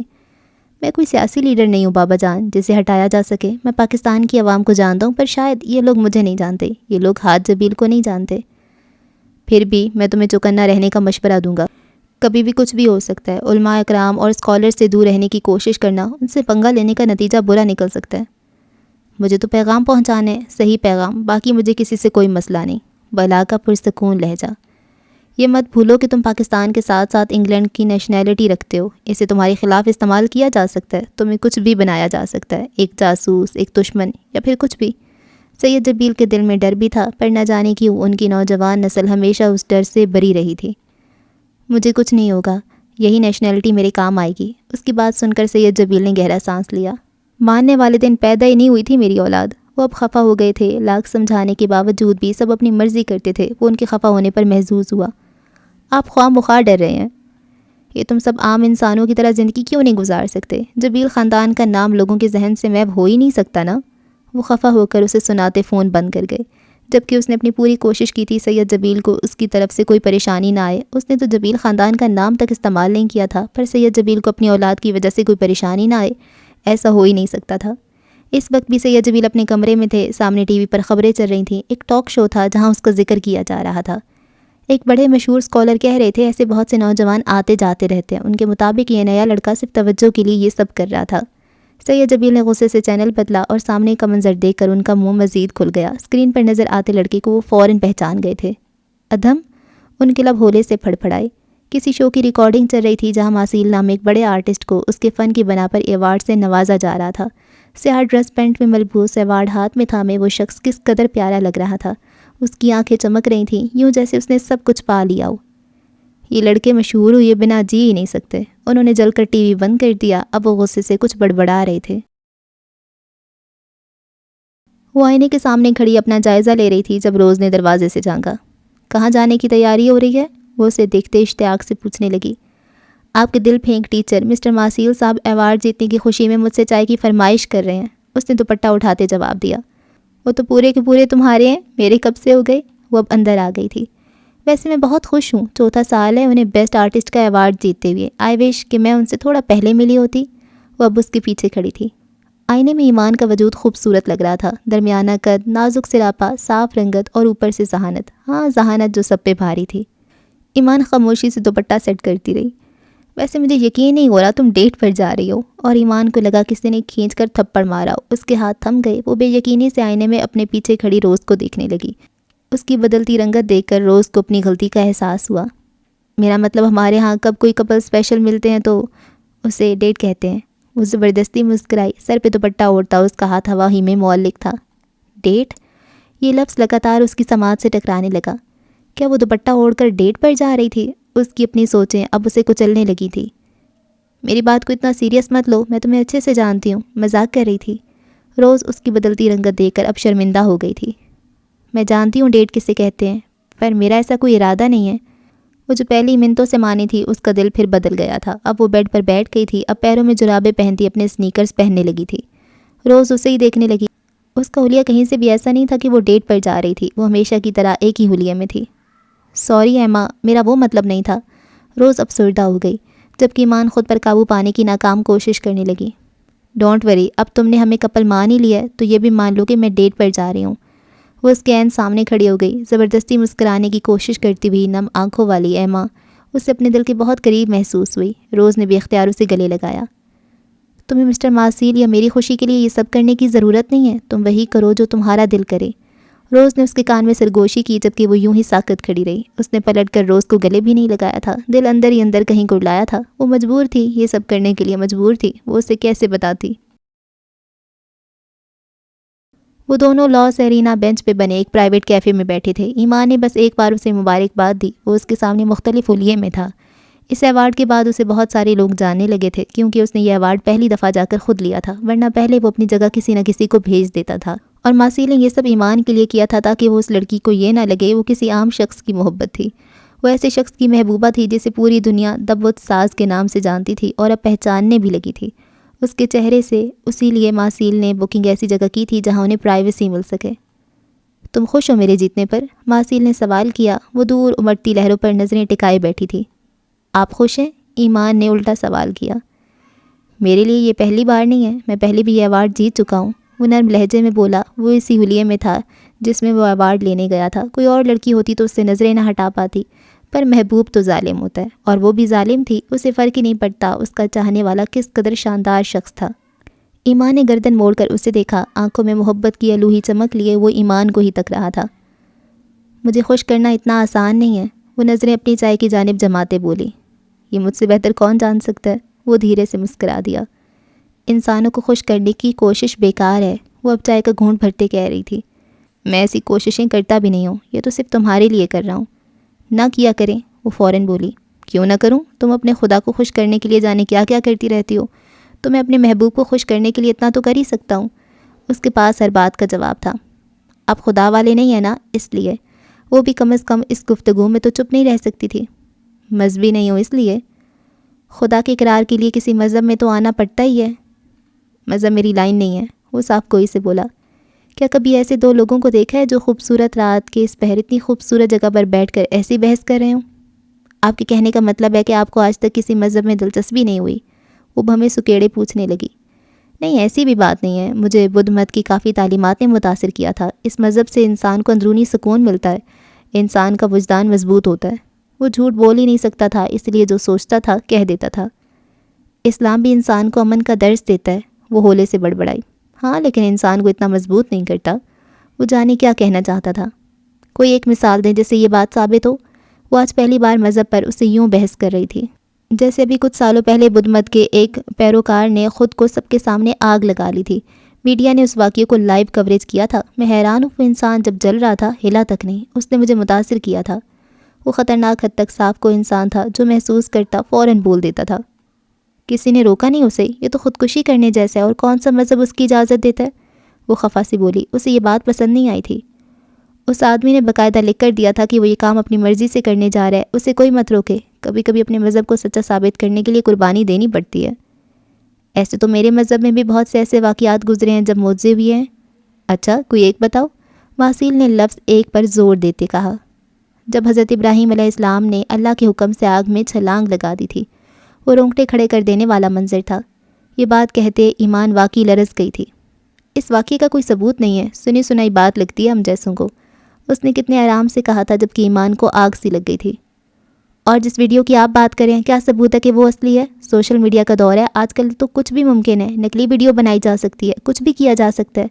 وہ بھڑک اٹھی تھی۔ اوہ پلیز مس ایمان، یہ واقعہ لوگوں نے لائیو دیکھا تھا، کوئی مذاق نہیں ہے یہ۔ وہ پہلی بار خفا ہوا، جو وہ اپنی آنکھوں سے دیکھ چکا تھا اسے جھٹلا نہیں سکتا تھا۔ وہ ان لوگوں میں سے تھا جو غیب پر یقین نہیں رکھتے تھے۔ ہاں تو آپ کو کس نے حق دیا آپ دوسروں کے مذہب کا مذاق اڑائیں، اس کے معجزات کو نقلی کہیں؟ جس واقعے کو لوگوں نے آج دیکھا ہے شاید کچھ سالوں بعد اس کے دیکھنے والے سبھی مر جائیں، اور تب آپ جیسے لوگ اسی بدھ مت کے واقعے کو کہیں گے اس کا کوئی ثبوت نہیں ہے، یہ نقلی ہے، سب نقلی ہے۔ تب کیا جواب ہوگا اس بات کا؟ وہ خفا ہوتے غصے سے بولی۔ اسے پتہ ہی نہیں تھا ماسیل کا مذہب کو لے کر نظریہ اتنا بگڑ چکا تھا۔ میں اس پر یقین رکھتا ہوں جو میں دیکھتا ہوں، جو میں سنتا ہوں، اور مجھے لگتا ہے تمہیں بھی غیب کی پٹی اتار دینی چاہیے۔ اور یہ بات ایمان کے دل پر لگی تھی۔ عبداللہ شہاب کی کاپی تھا وہ شخص، وہ عبداللہ شہاب جس نے اپنی آنکھوں پر، اپنے کانوں پر یقین کر کے ایمان کو بہت سی اذیتوں سے نوازا تھا۔ کچھ باتوں کا تعلق ثبوت سے نہیں ہوتا بلکہ غیب سے ہوتا ہے، ان پر بس یقین کیا جاتا ہے، اور آپ اپنا نظریہ اپنے تک رکھیں۔ میں نے کبھی آپ سے مذہب پر بحث نہیں کی، آپ بھی اپنے نظریات مجھ پر نہ تھوپے تو اچھا ہوگا۔ وہ اسپاٹ لہجے میں کہتی اٹھ کھڑی ہوئی۔ ماسیل کو امید نہیں تھی کہ وہ اتنا برا مان جائے گی۔ ایمان ڈونٹ بی سلی۔ وہ بھی اٹھا اور اس کا ہاتھ پکڑا تاکہ اسے جانے سے روک سکے۔ ایمان نے جھٹکے سے اپنی کلائی چھڑائی۔ وہ جانتی تھی دو الگ نظریات، دو الگ سوچ کے لوگوں کا ایک ساتھ رہنا کتنا مشکل تھا۔ وہ سلمہ بیگم اور عبداللہ شہاب کو نہیں بھولی تھی، وہ ان جیسی زندگی نہیں گزارنا چاہتی تھی۔ ڈونٹ ٹچ می، کبھی کوشش بھی مت کیجیے گا۔ اس کا لہجہ اتنا سرد تھا کہ ماسیل کا دل رک سا گیا۔ اس نے بے یقینی سے ایمان کو دیکھا، وہ ایسا نہیں چاہتا تھا۔ وہ تیزی سے وہاں سے نکلتی چلی گئی جبکہ ماسیل نے اپنا سر پکڑ لیا۔ وہ چاہ کر بھی اس لڑکی کو اپنے جیسا نہیں بنا سکتا تھا، وہ اکیلا بیٹھا رہ گیا تھا۔ اچھا جی، اس ایپیسوڈ کو ہم یہاں پہ اینڈ کرتے ہیں، اور اب مجھے یقین ہو گیا کہ ہاد ہی عبدل ہے۔ ہاں، اور شاید وہ اب یہ پاسٹ کی بات ہو رہی ہوگی، پر یہ پاسٹ کی بات تو نہیں ہو رہی، مطلب وہ پھر عبدل بن کے اور ہاد بن کے ایک ساتھ تو نہیں رہ سکتا نا، تو شاید، پر وہاں سے تو عبدل اب غائب ہو چکا ہے نا ویلنسیا سے، اور اب پاکستان میں وہ ایکٹیو ہو گیا، شاید ایسا ہی ہوا ہوگا۔ پر وہ ویلنسیا آیا کیوں تھا؟ پر ابھی بھی تو عبدل ہے، کیونکہ اسے کہا جا رہا ہے کہ فالن اینجل کے نام سے تم شو کرو۔ خیر کیا کر سکتے ہیں۔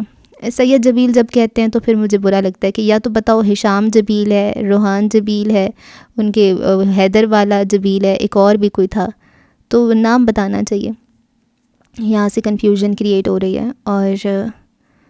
اور کیا یہاں پہ یہ ماسیل، یار شروع میں تو ایسا نہیں تھا کہ ماسیل کہتا ہے کہ میں اندھیروں میں ہوں، کوئی ہو جو مجھے روشنیوں کی سمت لے جائے اور مجھے سمجھائے یہ وہ، تو مجھے تو لگا تھا ایمان اس کی زندگی بدلنے والی ہے، پر یہ ایمان کو ہی اپنی سائڈ پہ کھینچ رہا ہے، یہ کیا بات ہوئی؟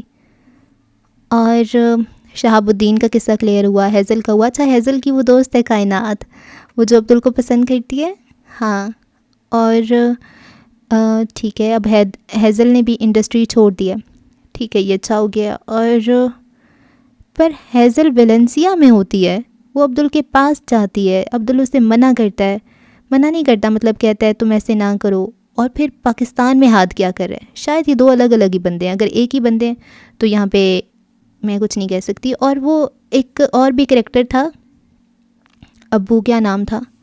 ابو ذر نام نہیں تھا پہلے بتایا گیا تھا، لیکن یہاں پہ ایک اور کوئی نام بتایا گیا ہے۔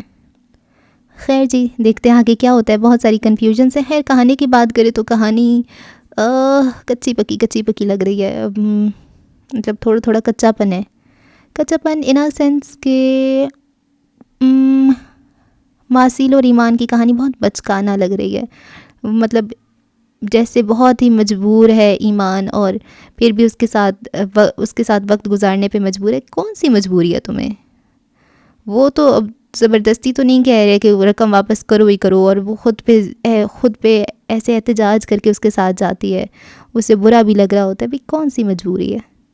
تم نے اسے روکا تھا نا، روکتی نا، تب تو اسے روک لیا تھا، تو اب پھر منع کر دو، ختم کر دو، کیا ہو سکتا ہے یار، کوئی کمٹمنٹ تھوڑی ہے، کہے تو بھائی نہیں تو نہیں سی کیا کرے گا ہاں، تو یہ جو کچھ ایسے اچھا ہوتی ہے، اگر ٹین ایجر تو نہیں، تھوڑا سا اس پہ بھی 20s میں بھی ایسے ہوتا ہے کہ کچھ لوگ آپ کو جو نرم دل لڑکیاں ہوتی ہیں اسپیشلی، تو وہ پریشر میں آ جاتی ہیں جب کوئی کہتا ہے میں تمہارے لیے یہ اپنی نفس کاٹ دوں گا، میں تم سے بہت محبت کرتا ہوں، میں نشہ کرنے لگا ہوں، یہ تو بہت جوک میں بھی کہا جاتا ہے، میں تیز بائک چلاؤں گا ہیلمٹ نہیں پہنوں گا. تو ایسے لڑکیاں بہت پریشر میں آ جاتی ہیں, وہ انہیں لگتا ہے کچھ ہو جائے گا, کچھ ہو جائے گا. تو اگر یہاں پہ ایسی کوئی بچی دیکھ رہی ہے یا ایسی سچویشن کا سامنا کر رہی ہے تو کچھ بھی نہیں ہوتا. اس نے جو کرنا ہے کرنے دو. اگر وہ زہر کھا کے مر بھی جاتا ہے نا تو آپ کا کوئی قصور نہیں ہے اس میں. آپ نے نہیں اس کو زہر لا کے دیا تھا, وہ اس کی ایک پورا ہوش و حواس والا بندہ ہے اور اس نے وہ خود زہر کھایا ہے. آپ کا اس میں کوئی قصور نہیں ہے, ٹھیک ہے. تو اتنا پریشر میں نہیں آنا ہوتا, جانے دیں. اور اگر وہ اتنا ہی مر رہے اور اتنا ہی وہ اپنے حواس جو ہے اس کے قابو میں نہیں ہے تو ایسے انسان کے ساتھ رہنے کا بھی کوئی فائدہ نہیں ہے, ٹھیک ہے. تو ہاں مجھے پتہ ہے کیونکہ پاکستانی جو عوام ہے وہ تھوڑی سی ایسی ہے, ایسا ہو جاتا ہے. تو یہاں پہ جو محصیل کر رہا ہے یہ ہمارے بچے بھی کرتے ہیں, تو ان بچوں کی باتوں پہ نہیں آنا ہوتا. ہاں ٹھیک ہے جی, دعاؤں میں رکھیں یاد. اللہ حافظ.